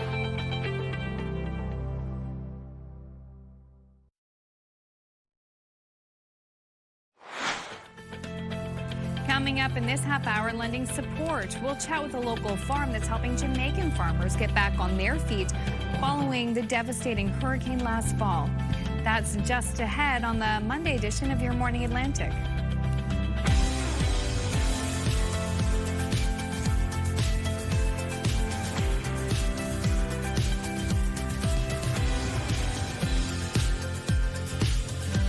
Welcome back. Come on in, everybody. It's 7:31, so we're halfway through the show on this Monday. We're into March already. March 2nd. Oh, wow. Spring is Spring on is its way. here. Spring is on its way. We got the spring season. We got a time change coming up to March break for the students and the teachers and the parents. St. We're Patty's losing Day. an hour. Yeah, spring forward. It's like the old saying, you got to break a couple of eggs to make the omelet. We're going to have a rough night's sleep, but then we have daylight lasting well into the evening hours. No, it doesn't work for me. I have twin boys. Like that just messes everything. Every time we spring forward or bounce back, my schedule is messed up. I remember those days. My Kids kids remember riot. those days. Yeah. I do. Well, but it's true. But I will like those. I will like those hours Of in the course. evening. For normal people. For normal people. Sunshine will take it. And there are some people who really like the morning light, and they aren't going to enjoy that. So yeah. This is true. It's a little something for everybody. A little to each their own, as they say. I don't know how many people got excited about how freezing cold it is this morning, but for those who are excited about that, well, lucky you. We don't have that many of these days left. Yeah, exactly. We got a taste of some warmer weather over the weekend. Things have frozen back down. It's quite cold with the risk of frostbite early this morning. Keep that in mind when you are heading out. Minus 17 degrees in your area over in Summerside. But as you can see from the live eye, lots of sunshine starting off your day. We will be seeing sunshine for much of the region today, but a cold start to the day. As of right now, minus 20 degrees in Fredericton, minus 17 in Halifax, minus 10 in Sydney, minus 16 in Charlottetown, minus 29 in Labrador City, and minus 6 into St. John's, Newfoundland. We do have a risk of frostbite for parts of all 3 maritime provinces, as well as into parts of Newfoundland and Labrador. So make sure to keep that in mind when you are heading out, and make sure to bundle up. A cold warning currently in effect for parts of Labrador until a little bit later this morning, with the snow squall watch in effect for parts of Newfoundland. In terms of our satellite and radar, we do have a low chance of some flurry activity for parts of Atlantic Canada. For the most part, we will be seeing that clear out, leaving sunshine across the region. But we do have some breezy wind as well today. As of right now, 44 kilometers per hour for sustained wind in Canso, 33 in Grand Detang, 30 into North Cape. Wind gusts of up to 57 kilometers per hour right now in Canso, 46 in Grand Detang, with 35 in Charlottetown. We'll take another look at your long-range forecast just ahead. First, a look at your local news with Amanda. Thank you so much, Latavia. Deliberations continue today, entering day 5. As there is still no verdict in the Jansen Baker double murder trial in Moncton. CTV's Derek Haggett has more. The jury deliberated here at the Moncton Law Courts all weekend long, but they still have yet to come to a decision in the Jansen Baker double murder trial. The jury ended deliberations at 8 o'clock and retired to their hotel rooms for the evening. There were no announcements or updates from Justice Cameron Gunn all day long. Baker's pleaded not guilty to 2 counts of first-degree murder in the deaths of Bernard and Rosemary Saunier. The couple were shot and killed inside their Dieppe home on September 7, 2019. Baker was arrested and charged with their deaths exactly 4 years later. Several members of the Saunier family were present at the courthouse all weekend long, waiting for word on a decision that never came. Many of Baker's family were here as well. On Saturday, the jury was back in the courtroom listening to audio recordings of one of the Crown's key witnesses that cannot be named due to a publication ban. That concluded just after 3 p.m., and the jury has been sequestered ever since. The jury is scheduled to be back at 9:30 this morning to begin the 5th day of deliberations. Derek Haggett, CTV News, Moncton. A man has been arrested for impaired driving causing death following a crash near Yarmouth. Police say a northbound vehicle collided with a southbound vehicle Friday on Hard Scratch Road. The driver of the southbound vehicle, an 82-year-old man, died at the scene. The other driver, a 43-year-old man, was arrested. He was also taken to hospital with not life-threatening injuries. In Nova Scotia, African Heritage Month concluded with its annual gala, but amid the celebrations, there were protests over provincial budget cuts. This year, more than 1,200 guests gathered at the Halifax Convention Centre to celebrate African heritage and community. Government officials and business leaders were among the guests, and the entertainment included O Sound and the Nova Scotia Mass Choir with an introduction by CTV's Vanessa Wright. Meantime, about 50 protesters disrupted Premier Tim Houston and MLA Twyla Gross's speeches with booing, some holding signs that said Black education matters and yelling "you don't care" in response to budget cuts made by the PC government that included some African Nova Scotian programming. Members of the Iranian community gathered in Halifax over the weekend for a rally following the attacks conducted by the U.S. and Israel. And we must tell the world clearly, this was not a war of aggression. This was a humanitarian turning point, one demanded by the people of Iran themselves. And as long as actions are for the people of Iran, we stand behind them. Hundreds of people showed up for the rally at Victoria Park. Many in the crowd carried Iran flags. It was a celebratory mood with lots of cheering and music. It's a kind of protest as well as to say thank you to President of USA and as well as to Israel and show our happiness of what's happening in Iran. And we want to let the world know that we needed support, we receive support, we don't forget who support us, and we want to continue until we have our selected government. Rallies were held across the country with Iranians saying they hope this is the beginning of the collapse of the Iranian regime. No one was hurt in a small house fire in Moncton on Sunday. Moncton Fire says crews responded to the fire in the 100 block of House Crescent at 2 p.m. The small fire was quickly extinguished. It did cause moderate damage to the second floor of the home. RCMP were also on scene. How the fire started is under investigation. Finally, you may want to check your wallet. RCMP in New Brunswick are warning the public and business owners about counterfeit cash circulating in the Florenceville area. Here's what it looks like. Police say on Thursday, a business reported that an employee had accepted a counterfeit $100 bill. According to police, the bill closely resembled Canadian currency, both in appearance and texture. However, the primary indicator of its illegitimacy was the faint wording of prop money. You can kind of see it there, printed on the silver security section. Oh boy. Police say anyone who circulates counterfeit currency may face arrest and prosecution under the Criminal Code of Canada. And of course, this isn't the first story we've been reporting on counterfeit bills circulating around New Brunswick or Nova Scotia, but a good reminder to maybe look closely at it. I'm always terrified when I see having a big bill in my possession. I'm always worried that the store's not going to accept it or that it is counterfeit. It's a good point. Luckily, I just checked my wallet. There are no bills in there at all this morning. So we're good. We're good, yeah. Couple toonies, loonies. Exactly. Little loose change. All right, listen. Would you like $1,000 to just spend on whatever? Yes, please. Any denomination you want. So how about if you are dreaming about an unforgettable adventure, you can indulge in the magic of Hong Kong by entering our contest. It's a chance to win a trip for two, courtesy of the Hong Kong Tourism Board. Cool. So here's the prize. It includes round-trip flights on Cathay Pacific, 4 luxurious nights at the Park Lane, Hong Kong, $1,000 spending money, and a 3-day pass granting access to more than 20 amazing attractions. So explore vibrant markets, serene temples, indulge in world-class cuisine, take in breathtaking views. Enter online at ctvatlantic.ca or scan the QR code on your screen. Good luck to you if you want to win. As I've said before, been to Hong Kong. It's really great. They have an amazing harbor with a light show every night. Wow. It's super fun. That sounds like a dream. It's really cool, yeah. Oh my gosh, and imagine if you could win it.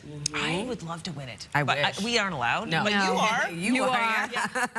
I gotta tell you, one thing I love about being in the newsroom is I'll hear our employee who makes the call to the winners. Yes. I do like to hear her make her calls. I don't think I've ever told her that, but I like to Yeah, hear it, you over here like, oh, hello, yeah, I would like to tell you you're the winner of the contest, and there's a little pause because the person's screaming with excitement on the line, and it's a good time. Yeah. Magical. Okay, a quick break here. When we return, Latavia has the latest forecast, the first forecast for us for the beginning of March. It's a cold one. Also, too, we will catch up with a local farm, Taproot Farm, about how they're helping people in Jamaica. That conversation is coming up after our break. Please stick around. We'll be right back.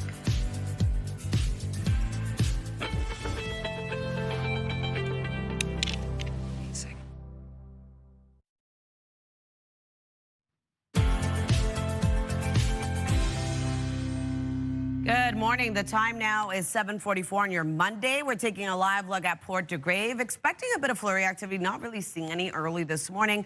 Currently -6 in your area, and the sun is already shining.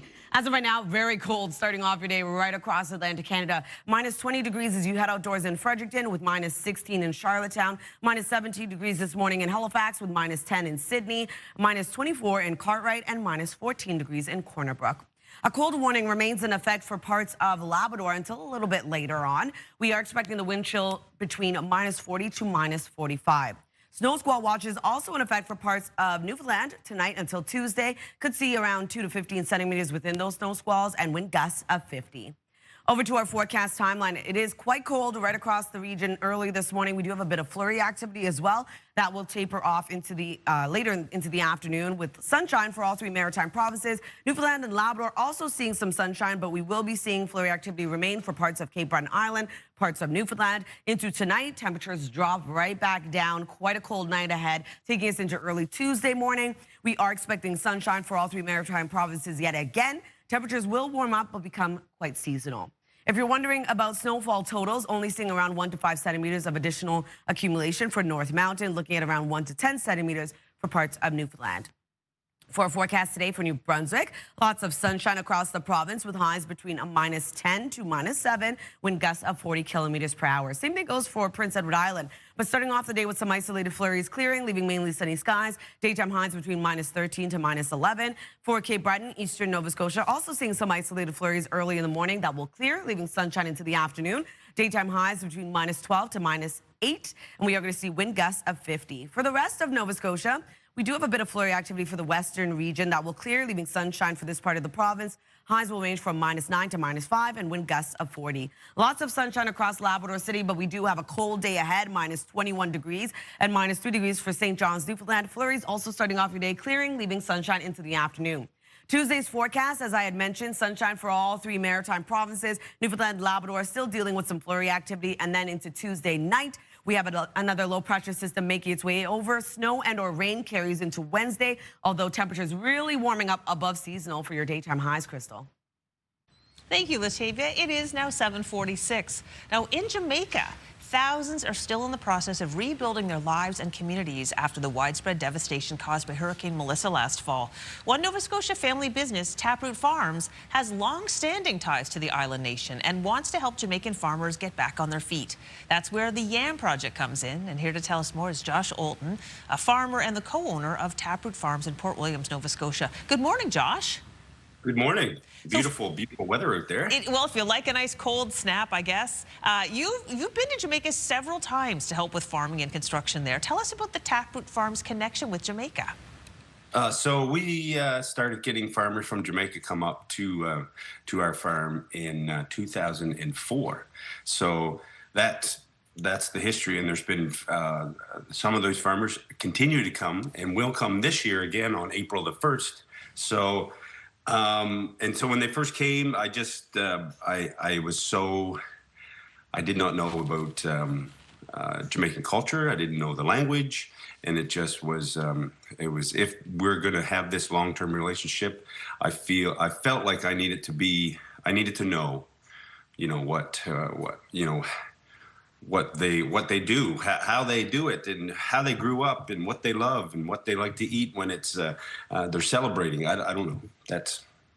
So I have taken a keen interest. Yeah, I think we do have some photos that show that the relationship you've built over the years. But I know that the hurricane did cause widespread damage last year, and we have some images of that as well. What have you heard from your friends in Jamaica about how they were impacted by the hurricane?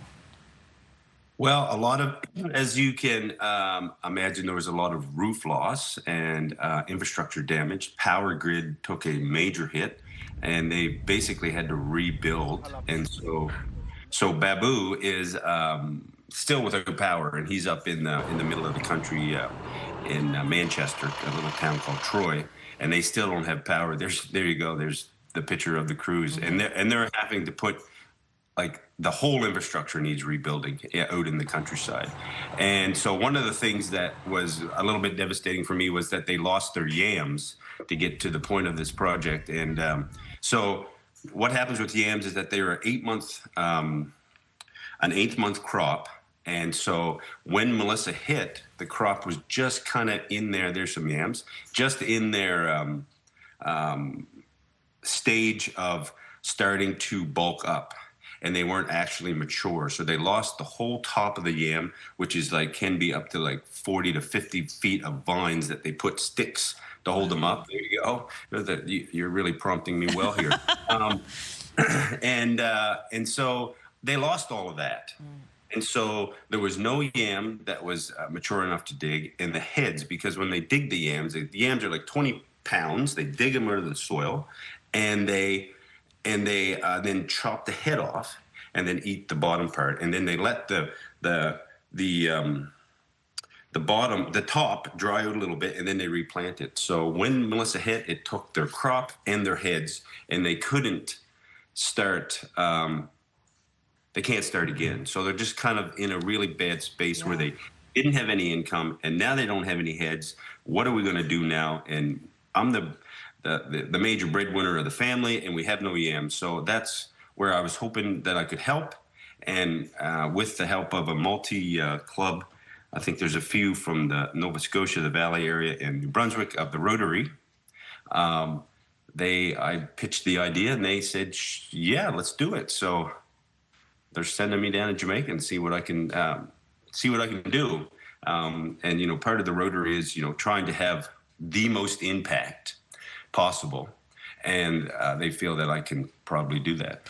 Okay, so we've got about a minute left, Josh. So when we talk about the people, you're going down to Jamaica to help. When are you going? And that's my first question. Second of all, is anything we can do as viewers to help you with this project? Anything you? No, I can't think of anything right now. That's a great question. You should have gave me a heads up on that one. But anyway, I leave March the 4th, and then I get back. The interesting part, I leave the 10th of Jamaica, and then I'm going directly to Nunavut to visit my wife, who's teaching in Chesterfield Inlet. So there's going to be a 60-degree swing. Wow. Sorry, that's a personal note. But what they can do to help, I mean, we did have a GoFundMe. I don't know of anything right now that's happening. I mean, choose Jamaica as your wintertime travel, because they, a big part of their GDP is tourism. Yeah. So. Well, Josh, that's our time. I really appreciate your time this morning. Good luck with your trip. But maybe, I know you're going to take lots of photos. Maybe we can check in with you when you get back and see how the rebuilding efforts are going. Yeah, I plan to chronicle my travels on Taproot Farm Facebook page. So if you want to check it out. We'll put a link on ours to make it easy for people to find that. Thank you, Josh. Now we'll turn our attention over to Amanda with Health and Medical News. Thanks, you too. Men in their 50s may be aging faster than women due to toxic forever chemicals. It's one of the topics in Your Health.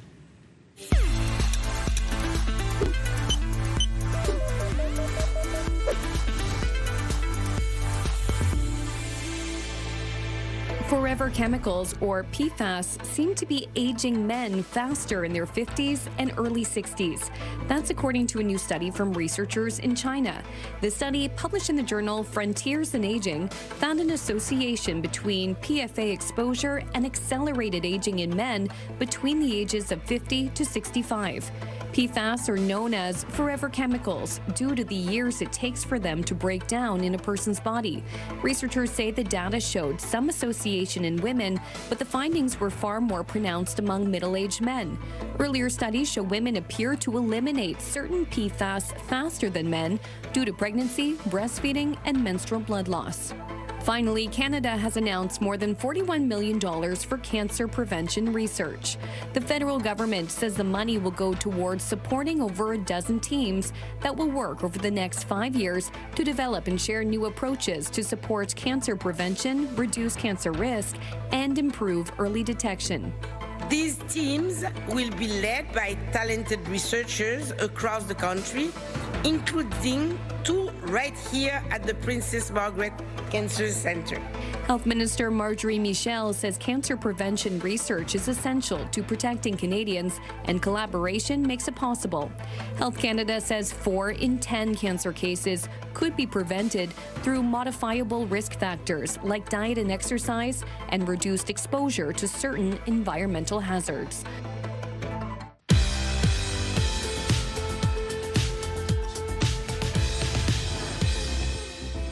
There are no milestones for you today, but if you'd like to see previously aired milestones or find out how to submit one, you can scan that QR code on your screen. And a reminder, milestones must be received 2 weeks in advance. All right, now we're going to take another look at our 3-day forecast. A cold day ahead, -8 degrees today with lots of sunshine across the province. Sunshine continues in the forecast for Tuesday, a high of 3 degrees. We do have snow returning into the evening. On Wednesday, 9 degrees with a mix of sun and cloud, snow to the southern region. For Nova Scotia, looking at a high of -7 today, isolated flurries clearing, leaving sunshine for the province. 1 degree on Tuesday with sunny skies, evening snow and or rain. On Wednesday, really warming up, 7 degrees, but rain and or snow expected. Prince Edward Island, -11 degrees today. We do have isolated flurries that will clear, leaving mainly sunny skies. 1 degree on Tuesday, sunshine with evening snow. And then on Wednesday, 6 degrees with snow across the island.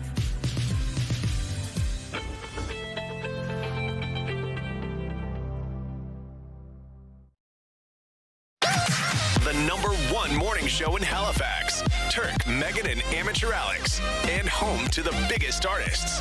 Halifax's #1 hit music station. 101.3 Virgin Radio. Monday, March 2nd, today on Your Morning Atlantic, deliberations continue. Still no verdict in the Jansen Baker double murder trial in Moncton. Your top news headlines just ahead. And honoring Stompin Tom Connors, plans are underway to place a statue in honor of the Canadian music icon in his hometown of St. John. More details on one of the men behind the movement just ahead in this half hour of Your Morning Atlantic.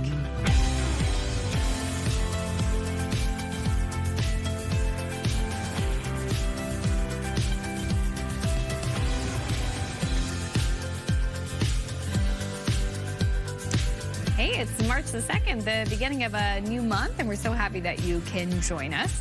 I don't know about you two, but when you're cleaning or reorganizing this time of year, do you ever see your summer gear, like your flip-flops, maybe the bathing suits, or like T-shirts where your arms are exposed and you think, is there ever going to be a time where I'm going to wear this clothing? It's coming. All the time. I think that all the time. It feels like it's dragging on, but it's coming. I have to flip my clothes seasonally. Right. And we needed a balloon pump that we silly have put it in the storage. We need that for my kid's birthday.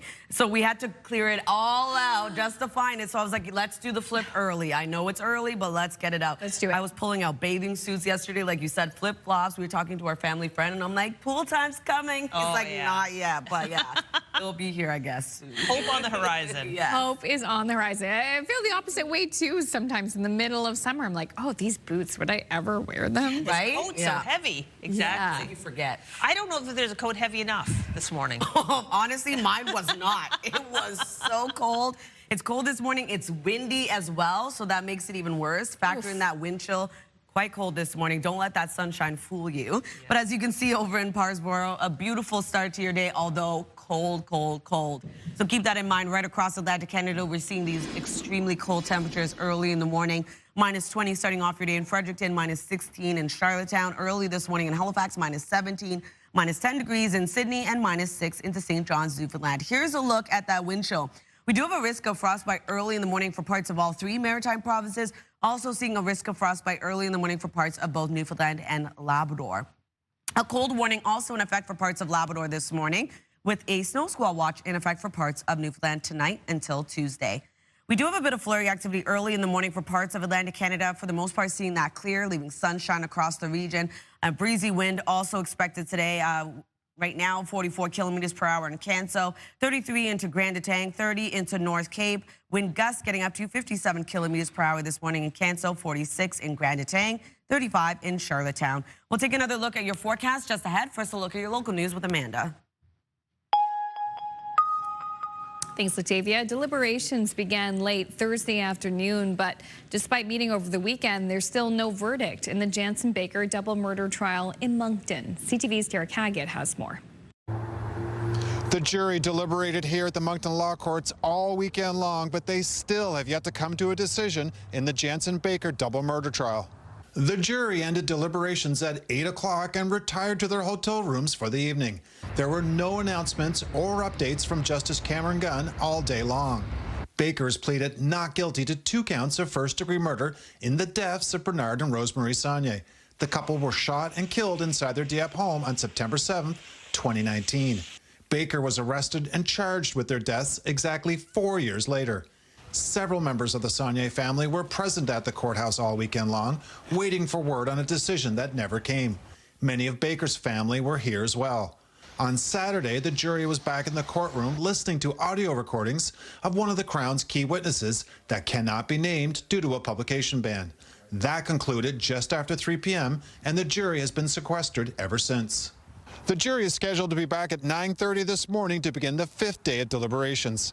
Derek Haggett, CTV News, Moncton. Members of the Iranian community gathered in Halifax over the weekend for a rally following the attacks conducted by the U.S. and Israel. And we must tell the world clearly, this was not a war of aggression. This was a humanitarian turning point, one demanded by the people of Iran themselves. And as long as actions are for the people of Iran, we stand behind them. Hundreds of people showed up for the rally at Victoria Park. Many in the crowd carried flags from Iran. It was a celebratory mood with lots of cheering and music.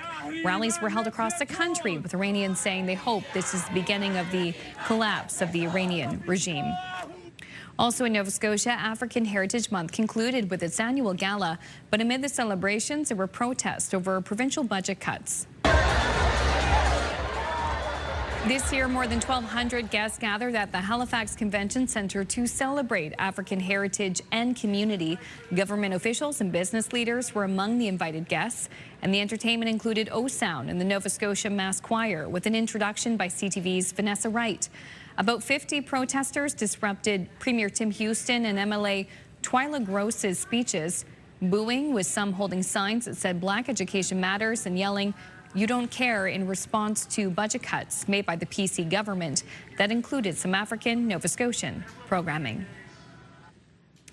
4 Halifax area restaurants went head-to-head Saturday to see which one would earn the title of Best Donaire in the World. CTV's Jim Kwame now with who was crowned the winner. 3, 2, 1. It's officially commenced the Great Donaire Showdown. The documentary leads out into the story of me and the story of the Donaire, how it started, where it came from, who invented it, shops that started it first, and guys that own their own shops now that win competitions, learning from this place and then branching off onto their own. Again, it digs deep into the story of the Donaire and where it came from and the origins of it, and me, where I came from. Donaires need to get on a world platform. They need to, be recognized more worldwide. They're more local maritime thing. They're absolutely amazing, and I just got all these people to come together, and we all came together, and it was very shocking. It was very hard at first, but once I, spread the word about it's for Donaires, everybody just came together, and they love it. And I had to put this event on to get the word out, that you got to try a Donaire. The 2 contestants that time was Sassy's Pizza and Roberta's Pizza. The winner that had the fastest pickup time the other day is Roberta's. We're the first winner of the best Donaire in the world. I've been making Donaire since 1976, almost 4 decades, and we use a good quality, top quality meat, and we use 15 types of spices in our Donaires. It's a maritime thing. It's a Canadian. It's not Greek or Lebanese or anything. They made a Greek chef. He designed the Donaire. He got the idea from Turkey, and he designed the Donaire and the sweet sauce for Canadian people. Because actually, there is no such a thing as a Donaire in the Middle East. They have something called shawarma, which is they use all beef, like steak meat, and but Donaire is just designed for Canadian people, actually. What an event. What an event. I hope they were full afterwards. Yeah, and a shout out to Jack Tulaney. Yeah. On a pizza in downtown Dartmouth. Long-standing business owner. Very exciting. Okay, let's move things on. Ever been to a basketball game before? Yeah. Okay, then you recognize this sound.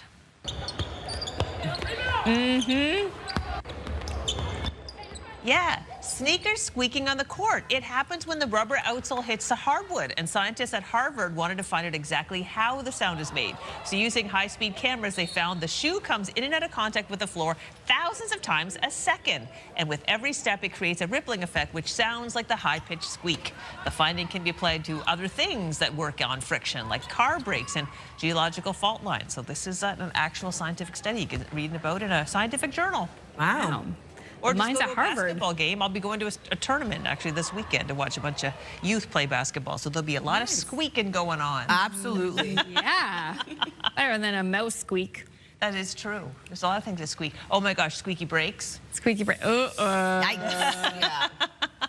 Yeah, definitely basketball court. Let's take that instead. Also, too, a reminder before we head to break about the Move Morning Chat. I know it is really cold today. It's the beginning of March, but spring technically will be here later this month, the spring season. So we're asking you, what are some signs of spring that you always look forward to every year? You can send us a text at 10400, and a little later, we're going to have a roundup of some of your answers in the show. Yay! Yeah. So we're going to have a quick break now, and that forecast is coming up next. Here's a look at a very quiet Queen Street in downtown Charlottetown. The cold daily highs are coming up next.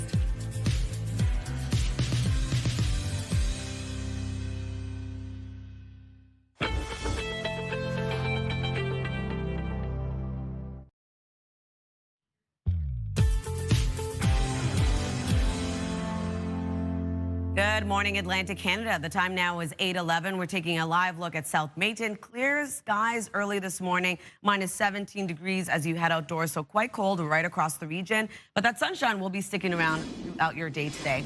So in terms of your current temperatures, minus 20 degrees as you head outdoors in Fredericton, minus 16 in Charlottetown with minus 17 in Halifax, minus 10 degrees in Sydney, minus 23 in Cartwright, and minus 20 into St. Anthony.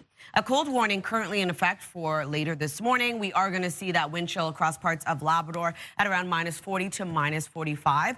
As well as a snow squall watch in effect for parts of Newfoundland tonight until Tuesday. Could see 2 to 15 centimeters within those snow squalls, wind gusts of 50 kilometers per hour. Over to our forecast timeline. A bit of flurry activity early in the morning for parts of Atlantic Canada. For the most part, we will be seeing that clear, leaving sunshine for all three maritime provinces, although flurries will remain in the forecast for parts of Cape Breton Island and into parts of Newfoundland. Taking us into tonight, temperatures cold later tonight as well when you factor in that wind chill, that risk of frostbite returning. Taking us into early Tuesday morning, a cold start to the day, but sunshine is going to be headed our way yet again, and we are going to see a bit of a warm-up. Seasonal daytime highs expected. If you're wondering about snowfall totals, looking at around 1 to 5 centimeters of accumulation for North Mountain and 1 to 10 centimeters for parts of Newfoundland. For our forecast today for New Brunswick, daytime highs will range from minus 10 to minus 7. Lots of sunshine across the province today. Wind out of the west, 20 gusting to 40. For Prince Edward Island, highs between minus 13 to minus 11. Isolated flurries will start off the day. That will clear out, seeing sunshine into the afternoon. And then for Cape Breton, eastern Nova Scotia, same thing. A low chance of flurry activity early in the morning, clearing, leaving a mix of sun and cloud. Highs between minus 12 to minus 8. Wind gusts of 50. For the rest of Nova Scotia, looking at a low chance of flurries for the western area. That will clear out. Lots of sunshine throughout your day. Wind gusts of 40 and highs between minus 9 to minus 5. Now, Labrador City, lots of sunshine throughout your day, although cold. Minus 21 degrees is your daytime high, minus 3 into St. John's, Newfoundland. Chance of flurries as well. That will clear out, leaving a mix of sun and cloud. So Tuesday's forecast, temperatures will warm up, but starting off quite cold in the morning. We will be seeing seasonal daytime highs with sunshine for all 3 maritime provinces. Newfoundland, Labrador still holding on to some flurry activity. Tuesday night, we have another low pressure system making its way in. We will be seeing snow and or rain carrying into the forecast for Wednesday, although a very warm day ahead for the maritime region. That's looking at your weather forecast. We'll flip things over to Amanda. Thank you, Latavia. Now to international news. And we begin with the latest in the Middle East. There have been new airstrikes today and a rising death toll stemming from the U.S. attack on Iran that has escalated since it began over the weekend. ABC News' Marcus Moore has the latest from Doha. Overnight, President Trump giving new insight into the military action in Iran, telling ABC News the U.S. attacks could last 4 or 5 more weeks. His statement coming just hours after the announcement that 3 American service members were killed during an Iranian attack in Kuwait. We grieve for the true American patriots who have made the ultimate sacrifice for our nation, and sadly, there will likely be more. Before it ends, that's the way it is.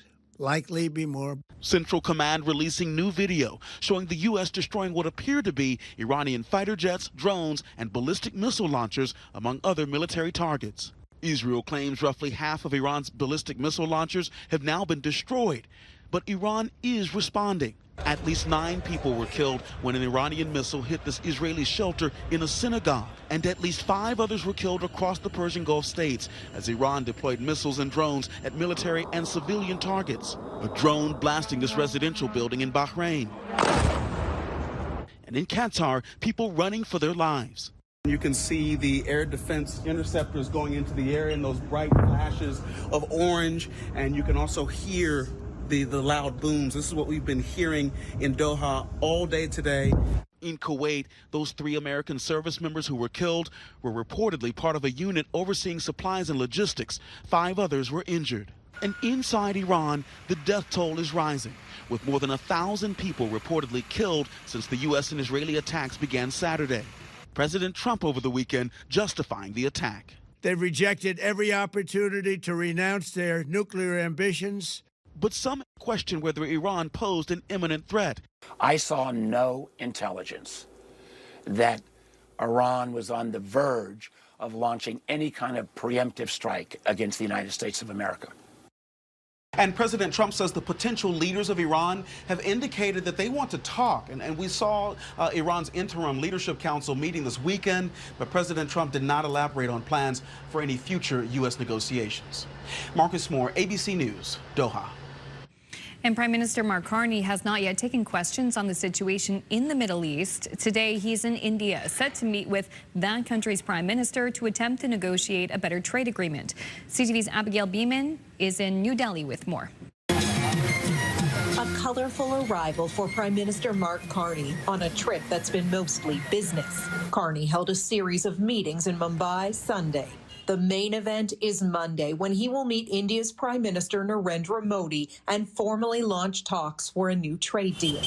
CTV News has learned a number of smaller agreements, memorandums of understanding, and letters of intent are expected to be announced on defense, critical minerals, and clean energy, as well as something on pulses and uranium.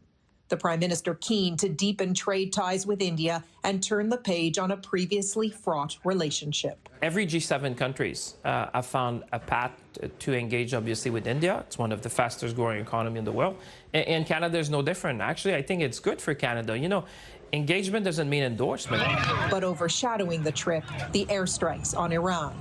Canada supports the United States acting to prevent Iran from obtaining a nuclear weapon and to prevent its regime from further threatening international peace and security. The foreign minister, here with the Prime Minister in India, issued a statement saying she's been speaking with her G7 counterparts as well as those across the Middle East. She called for Iran's retaliatory attacks in the region to stop.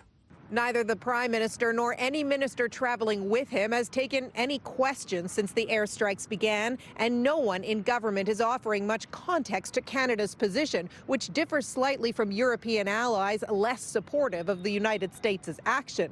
One senior source tells CTV News since well before he was Prime Minister, Carney has been firm in the position that Iran marks the world's biggest threat to peace and security.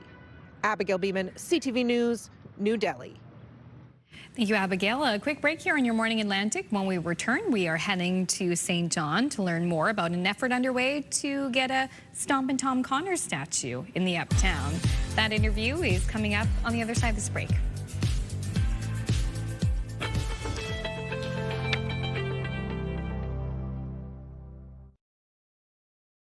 Move Mornings with Aaron and Peter. Weekday mornings on Move 100. The most fun in the morning.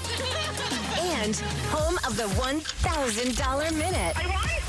Only on Move 100 Halifax. Welcome back. It's 8:22. Now, an effort is underway to honor Stompin Tom Connors in his hometown of St. John with a statue. The Canadian music icon was born in the port city in 1936, and just last week, City Council voted unanimously to move forward with the statue idea. Joining us this morning from St. John is Jason McLean, one of the group members behind the proposal. Good morning, Jason.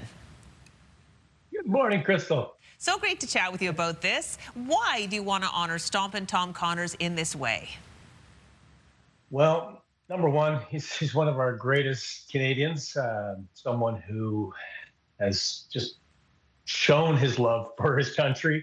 And no question, he was born in St. John, so it makes most sense for him to have a statue here where he got his beginnings. And yeah, we're really excited to inject that sense of pride into our community. Yeah, no doubt you'd love to claim a little bit of what Stompin Tom Connors is all about. And if he's born in St. John, that is a great place to honor him. But where in St. John are you thinking of putting the statue? Uptown, maybe along the waterfront? I'm curious about your thoughts on this. We're working closely with the city of St. John to determine that place. I mean, there are so many amazing areas to place it. There is the previous site of the Barber Old General Food Store. I mean, the waterfront is developing at a really rapid rate. There's so much exciting development there. We'd love to be a part of that if that's its best home.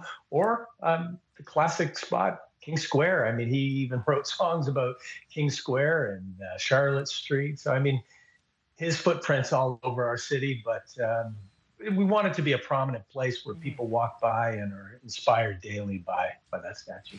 Okay, what's up with the statue itself? Like, who's going to design it and then create it? Well, that would be open to a bidding process, so we get the best quality, hopefully a relatively local Canadian.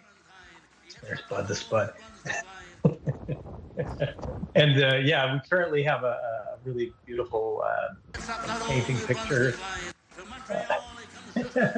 And I'm seeing all these amazing videos of Stompin Tom here. But yeah, the statue itself, of course, we just want the best quality statue we could possibly find, and we'll put a bid out, and we'll hopefully find the best artist for that. Yeah, for sure. And then who's going to pay for the statue? Well, it's us fundraising from a very, very grassroots level, and there already has been a lot of interest in helping out with the statue, and we'll work closely with all levels of government to ensure that we tap into any potential opportunities with culture and heritage. I mean, this is about as culture and as important for culture and heritage as anything I can think of. He is, again, one of the greatest Canadian musicians we've ever produced. Yeah, literally the personification of what it means to be Canadian. What is the timeline on this project? Very aggressive. We're hoping to get something done this year, but we'll take the time that we need to get it, get it right and make it a beautiful piece of art. but they're very aggressive. We're working diligently to ensure that we can get some finances in place and the bidding process underway quickly. Well, glad to hear it, Jason. Things are going to move along quickly. We look forward to following the progress. Thanks for joining us live this morning. Oh, my pleasure, and thank you for the support. Have a great day. And now we're going to turn our attention over to Latavia to let us know what the weather's going to be like. Thanks, Crystal. Here's a look at New Brunswick. Cold today, -8 degrees is your daytime high. Lots of sunshine across the province. On Tuesday, sunshine continues. We do have snow moving in into the evening with a high of 3. 9 degrees on Wednesday. A mix of sun and cloud with snow to the southern region of the province. For Nova Scotia, -7 degrees. Isolated flurries will clear, leaving sunshine across the province on Tuesday, a high of 1. Sunny skies with evening snow and or rain. On Wednesday, looking at rain and or snow, warming up to 7 degrees. Prince Edward Island, -11 today. Isolated flurries will clear, leaving mainly sunny skies. On Tuesday, sunshine with a high of 1, evening snow. And then on Wednesday, warming up to 6 degrees, periods of snow across the island.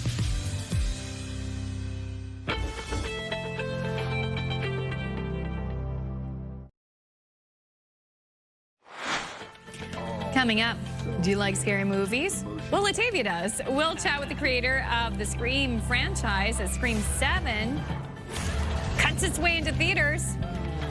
I wonder if they'll survive. We'll ask. That's coming up here in 15 minutes.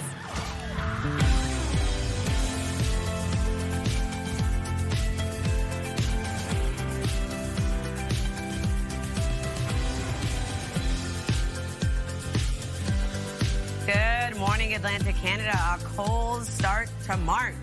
Well, today's March 2nd, but still, it's a start. Beginning. Yeah, it is. Yeah. Of the week, at least. You can warm up with a nice scary movie. Oh, yeah. Yeah. That'll get your blood pumping. Oh, yeah. I like to get Latavia to spoil scary movies for me. I'm like, just tell me what happened. Yeah. But the Scream movies aren't scary. Oh, they're not? No. They're more funny? They're whodunits. Really? They are. Yeah, they're like meta like that. slashers. So they're just like, it's basically about like horror fans talking about, it's like Clue, basically, figuring out the mystery of who's gonna who did it? The ghost face. Yeah. Yeah. You're like, I'm not telling you. I'm not gonna spoil it. I've never seen a Scream movie, so maybe it's time for me to just actually watch one before I make judgments. Vicky's seen them. Really? Yeah. Director. Vicky actually likes them. I've only seen a little bit of the first one, and I said, oh my gosh, Drew Barrymore's in this. Yeah. Oh, that's so exciting. Was not in it for long. Yep, no. Whoa. Doesn't last long. Well, there's got to be something there if they're into their 7th one. Yeah, lucky number 7, right? Yeah. Lucky for the Screen makers, if they're paying attention to us, we have some ideas for like how to market the film. My idea was Scream 7, louder than ever. Yes, I knew you were saying that. I love that idea. You guys are always clever. Yeah, Scream 7, keep screaming. That's right. Yeah, we have more. Scream 7, the screaming never stops. Something that seems to never stop is the cold around here, I swear. Yeah. Yeah, that's frightful. Okay, but you know what? Look how pretty Hampton looks this morning. I know. Putting on a show for you, Crystal. Yes. Clear skies early in the morning, lots of sunshine, although quite cold. Keep that in mind when you are heading out. -21 degrees in your area early this morning. It is -20 in Fredericton with -16 in Charlottetown, -17 in Halifax. -10 degrees in Sydney, -6 into St. John's, Newfoundland. Factor in that wind chill, feeling a lot colder. We do have a risk of frostbite for parts of all 3 maritime provinces. Also seeing that risk of frostbite early this morning for Labrador and parts of Newfoundland. A cold warning remains in effect for parts of Labrador early this morning with that wind chill between -40 to -45, as well as a snow squall watch in effect for parts of Newfoundland. Here's a look at our satellite and radar. Seeing a bit of flurry activity early in the morning across parts of Atlantic Canada. For the most part, seeing that clear into the afternoon, leaving sunshine across the region. And then in terms of the wind for the maritime region, it is going to be quite a breezy day ahead. 41 kilometers per hour right now in Canso, 33 into Grand Tang, 31 kilometers per hour in North Cape, with wind gusts getting up to 50 kilometers per hour in Canso, 46 into Grand Tang, 44 in Sydney, 41 into North Cape. We'll take one last look at your long-range forecast, but first, one last look at your local news with Amanda.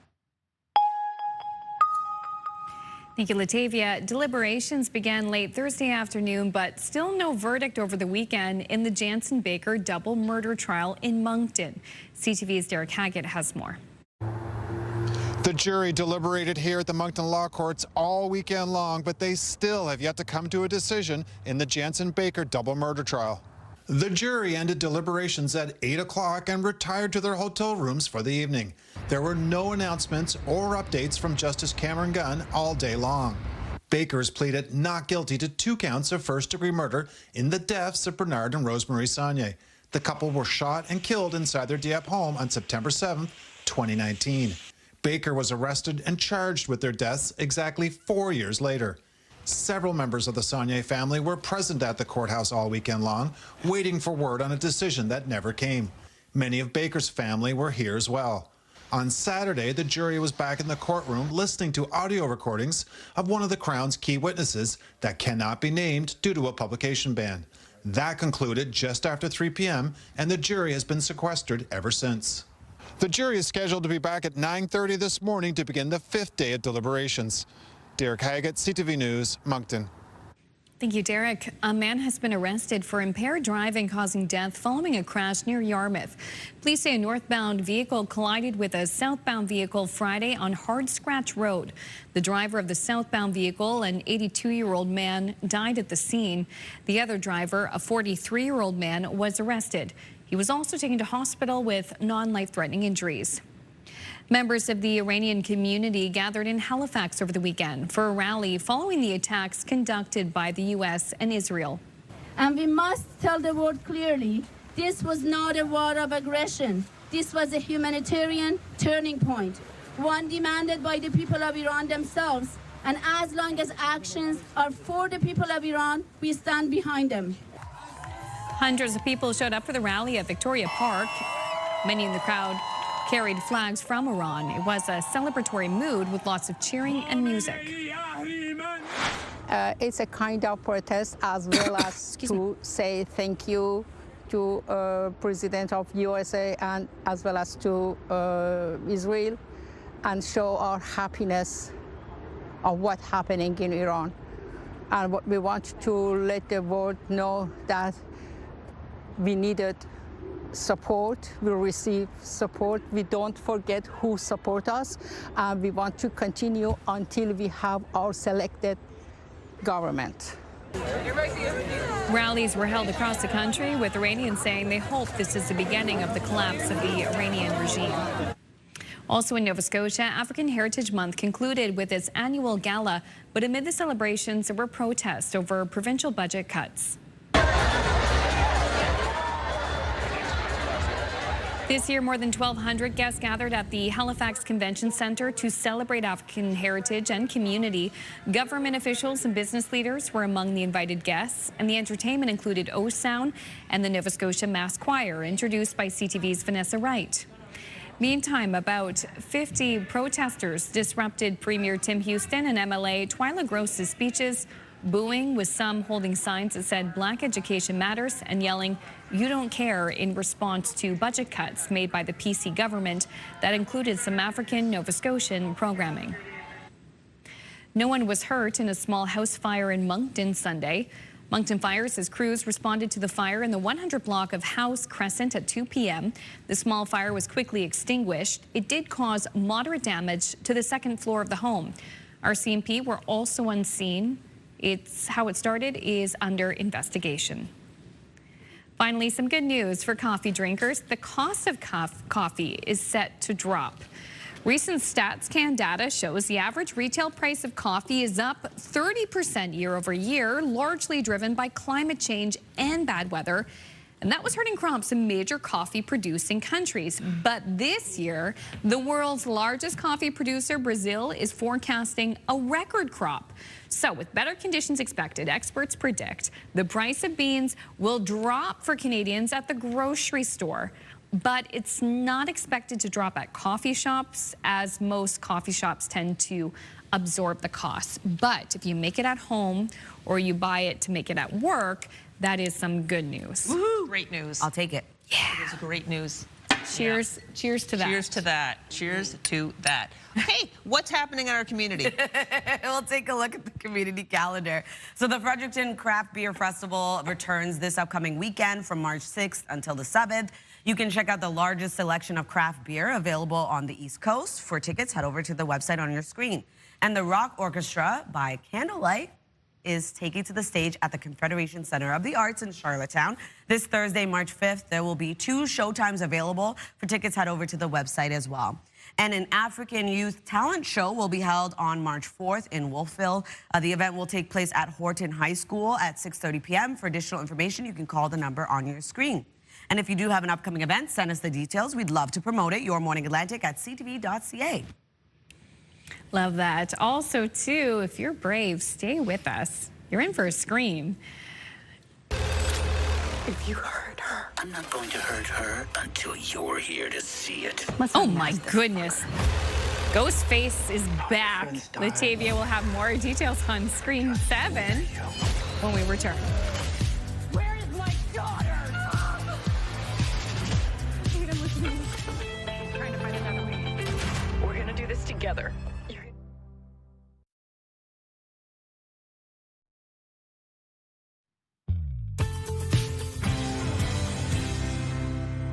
Good morning and happy Monday. The time now is 8:42. The sun is shining over at Peggy's Cove, but it is cold outside. Don't let that sunshine fool you. Right across the region. Early this morning, it is minus 18 degrees in your area. As of right now, minus 20 in Fredericton, minus 16 degrees in Charlottetown with minus 10 into Sydney, minus 17 degrees early this morning in Halifax, minus 29 in Labrador City, with minus 6 starting off your day in St. John's, Newfoundland. We do have a cold warning in effect for parts of Labrador until a little bit later this morning. Wind chill around minus 40 to minus 45. As well as a snow squall watch in effect for parts of Newfoundland tonight until Tuesday. Could see around 2 to 15 centimeters within those snow squalls and wind gusts of 50 kilometers per hour. So we do have a bit of flurry activity for parts of Atlantic Canada early this morning. We will be seeing that clear for the most part into the afternoon, leaving sunshine for all 3 maritime provinces. Newfoundland and Labrador also going to see some sunshine as well in your forecast. Temperatures will warm up, but still remain quite cold for our daytime highs. And into this evening, temperatures will really begin to drop yet again. Pretty cold with that risk of frostbite returning. Taking us into early Tuesday morning, we'll still have a bit of flurry activity for parts of Newfoundland and parts of Cape Breton Island. But other than that, sunshine returns and temperatures slowly begin to warm back up. If you're wondering about snowfall totals, looking at around 1 to 5 centimeters of accumulation for North Mountain and around 1 to 10 centimeters for parts of Newfoundland. Lots of sunshine expected today for New Brunswick. Daytime highs will range from minus 10 to minus 7. Wind out of the west, 20 gusting to 40. Prince Edward Island highs between minus 13 and minus 11. Isolated flurries start off the day will clear, leaving sunshine into the afternoon. And for Cape Breton, eastern Nova Scotia, pretty much the same. A bit of flurry activity expected that will clear out if it does happen, leaving a mix of sun and cloud. Highs between minus 12 to minus 8 and wind gusts of 50 kilometers per hour. For the rest of Nova Scotia, daytime highs between minus 9 to minus 5. Isolated flurries for the western region, clearing, leaving sunshine for this part of the province with wind gusts of 40. Lots of sunshine in store for Labrador City today, but we do have a high of minus 21. And flurries expected early in the morning for St. John's, Newfoundland, clearing, leaving a mix of sun and cloud with a high of minus 3. Tuesday's forecast, sunshine returns yet again for all 3 maritime provinces. Temperatures warm, pretty much seasonal for your daytime highs. Newfoundland, Labrador still holding on to a bit of flurry activity. Tuesday night, we have another low pressure system bringing snow and or rain back around for the maritime region. That will carry into Wednesday's forecast, but we do have a really warm day ahead for the Maritimes. So that's a look at your weather forecast. Now we'll throw things over to Scream 7. Back in 1996, Scream slashed its way into theaters, written by Kevin Williamson and directed by the late icon Wes Craven. The film would go on to become a horror masterpiece, smart, self-aware, edgy, and what many critics call the first meta horror film. The legacy continues now 30 years later with Scream 7. And joining me this morning is Scream writer and for the first time director Kevin Williamson. Good morning, Kevin. Good morning, how are you? I'm doing well, and yourself? I am great. I'm great. Thank you. So we want to know, what was it like taking a stab at directing a franchise that you usually crafted as a writer? Well, you know, it was scary. It was daunting. It was exciting. It was all those things, you know, and my first instinct was to say yes when they asked me because, you know, at the core, I'm a storyteller and I wanted to sort of expand that, you know, beyond the page. I wanted to paint the picture in all ways. And that's why it was a great challenge. You always want to challenge yourself. So why not this one? It's Scream. It's what I love. And it was so great to jump back in with Nev Campbell. Absolutely. And it not only was nostalgic, but it was really suspenseful as well. So sitting here 30 years later, are you surprised at just how much people are still clamoring for a new Scream movie? It's mind-blowing. I'm so thrilled. It's going beyond my wildest dreams. You know, when we did Scream 1, I was just trying to make my way as a writer. I wrote the script as a sample to get another job. And little did I know that it would find its way to a studio, and it would find its way to Wes Craven, and then we'd be making it. It would be out in theaters in less than a year. So like you mentioned, you have the ultimate final girl, Neve Campbell, returning to reprise her role as Sydney. What has that been like? You know, Neve and I have known each other for 30 years. And so we've been great friends, and this just reconnected us in a work scenario. And, you know, she asked me to do it. When she came back to it, she was the one who asked me to direct the film. And so it was very special, and it was just sort of a very fun, exciting, emotional experience. And we worked really well together, and we had a blast. Absolutely, and other OGs are returning as well, like Matthew Lillard's character, Stu. So what was the process behind bringing Stu back? Well, there's been, over the years, there's been this conspiracy fan theory that Stu has always been alive and that he didn't actually die. And that is something that has been cooked up through the fandom of Scream. And it was born out of Scream 2, when he actually is standing in a party scene in the background. Matt Lillard came to visit the set that night, and Wes just threw him into a crowd scene, and he was spotted. And, you know, the thing about these movies is they live beyond just the theater, and people watch them through over the years. And finally he was spotted, and the next thing you know, people started thinking, oh, that was a plant, he was there. And so we took that idea and just ran with it. My husband and I are huge fans of the franchise. We've even studied one of our vintage old TVs, and we're like, would it break? Would it not? Would someone pass away from that? Okay, so Neve had mentioned that back in the day, very top secret measures were put in place in terms of redacted script lines or not telling the actors that they themselves were casted as Ghostface. So making sure to keep things from leaking. With the evolution of the internet and social media, how do you keep things under wrap today? It's nearly impossible, or it is impossible, but you do the best you can. And you really hope that, you know, the fans of our franchise know that the experience is part of the movie, and to sort of save that experience and let everyone have it, and no spoilers. And we do our best to honor that, but there's leaks. We live in a digital age where, it can happen so easily, and it does. And you just do the very best you can and sometimes you know, I remember when we did Scream 2, there was so much, craziness around it. Everybody wanted to know who the killer was. We actually leaked several endings and several different scripts, so that at least we confused everybody and no one knew what was what. And we had to do that with Scream 2, and we might have to go back to that. Absolutely. Well, thank you so much for your time, Kevin. It was my pleasure. Thank you for having me, and I hope everyone goes and sees it. That was screenwriter and director Kevin Williamson. Scream 7 hits theaters February 27th.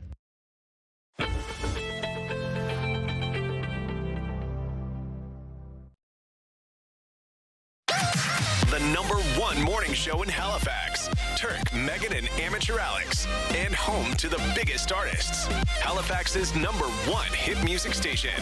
101.3 Virgin Radio. Welcome back. It's the beginning of a new month, and we have a new season coming this month, and it's really cold today, so we are being hopeful. And we have been asking you all morning, what are some signs of spring that you look forward to? Got a lot of text message. Let's begin with Scott from Millville. The birds chirping and the clock springs ahead. Yay, you can get that this weekend, Scott. Yeah, that's true. Hang tight. Lynn from Middle Sackville, the crocuses popping up in my garden and the first robin sighting. Oh, I love this. My daughter wants to name her daughter Crocus if she ever has one. You know, people named Rose. She's like, really? I was like, wow, cool. That's original. This is, okay, a lot of people on the scene. Laura from Falmouth, sure sign of spring is seeing the robins and crocuses. Love them both, yay. Right. And also Donna, sure sign of spring. When you go out in the morning, you hear the songbird singing. It's the best sound and feeling, puts a spring in my step. Me too, Donna. It is so true. Millie from Fredericton, I too love tulips, but my other first sign of spring is seeing my first robin. Ooh, right? We love our tulips and our robins on this show. Donna from St. John, this is sweet, and it's so true. My favorite sign of spring is when I'm out and about, and people will stop for a minute or two and say hello or smile, since we've been all hunkered down with the cold and our winter gear. So true.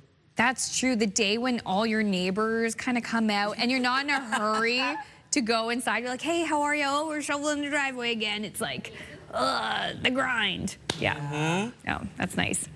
And LJ from Milton, we look forward to putting maple taps out and collecting maple sap. Yum. Too cold today for a sap to run, though. Also love seeing longer days and the first buds on bushes. Yes, with the forsythia pops and Remember green grass? Wow. What is that like? Lilacs and the smell of lilacs. It's like you got to catch them. There's just like such a short window for them. Oh, that's so true. That's a good point. I have to admit, I'm loving seeing the Easter decor in some stores right now and thinking about decorating the pastels. Yeah. I cleaned the house on the weekend and I got rid of all the pine cones and fir and put all the winter away, and I started with what we call early spring vignette. So a few fresh plants, some green, maybe a little pop of pink and yellow. Love it. Bringing that into the home. Love that. I think I'm going to copy you too when I get home. Do it. Yeah. And the house is clean too. So And the enjoy house that will be for the morning. This, by the time I get home from work, it won't be anymore. But you know what? Yeah, for real. I feel like by the time I'm done cleaning my place, it's dirty again. So I'm like, exactly. Yeah, exactly. Oh, I'm so glad that lasted. Oh, looks like we have time for this last laugh. It's not really a funny thing. It's just more of like a reflective thing. It's been 30 years of battling, collecting, and training Pokemon. Wow. Yeah, Pokemon, I think it's just a game that brings everyone together. I wear Pikachu shirts everywhere I go, and somebody will be like, Pikachu, oh, Pikachu.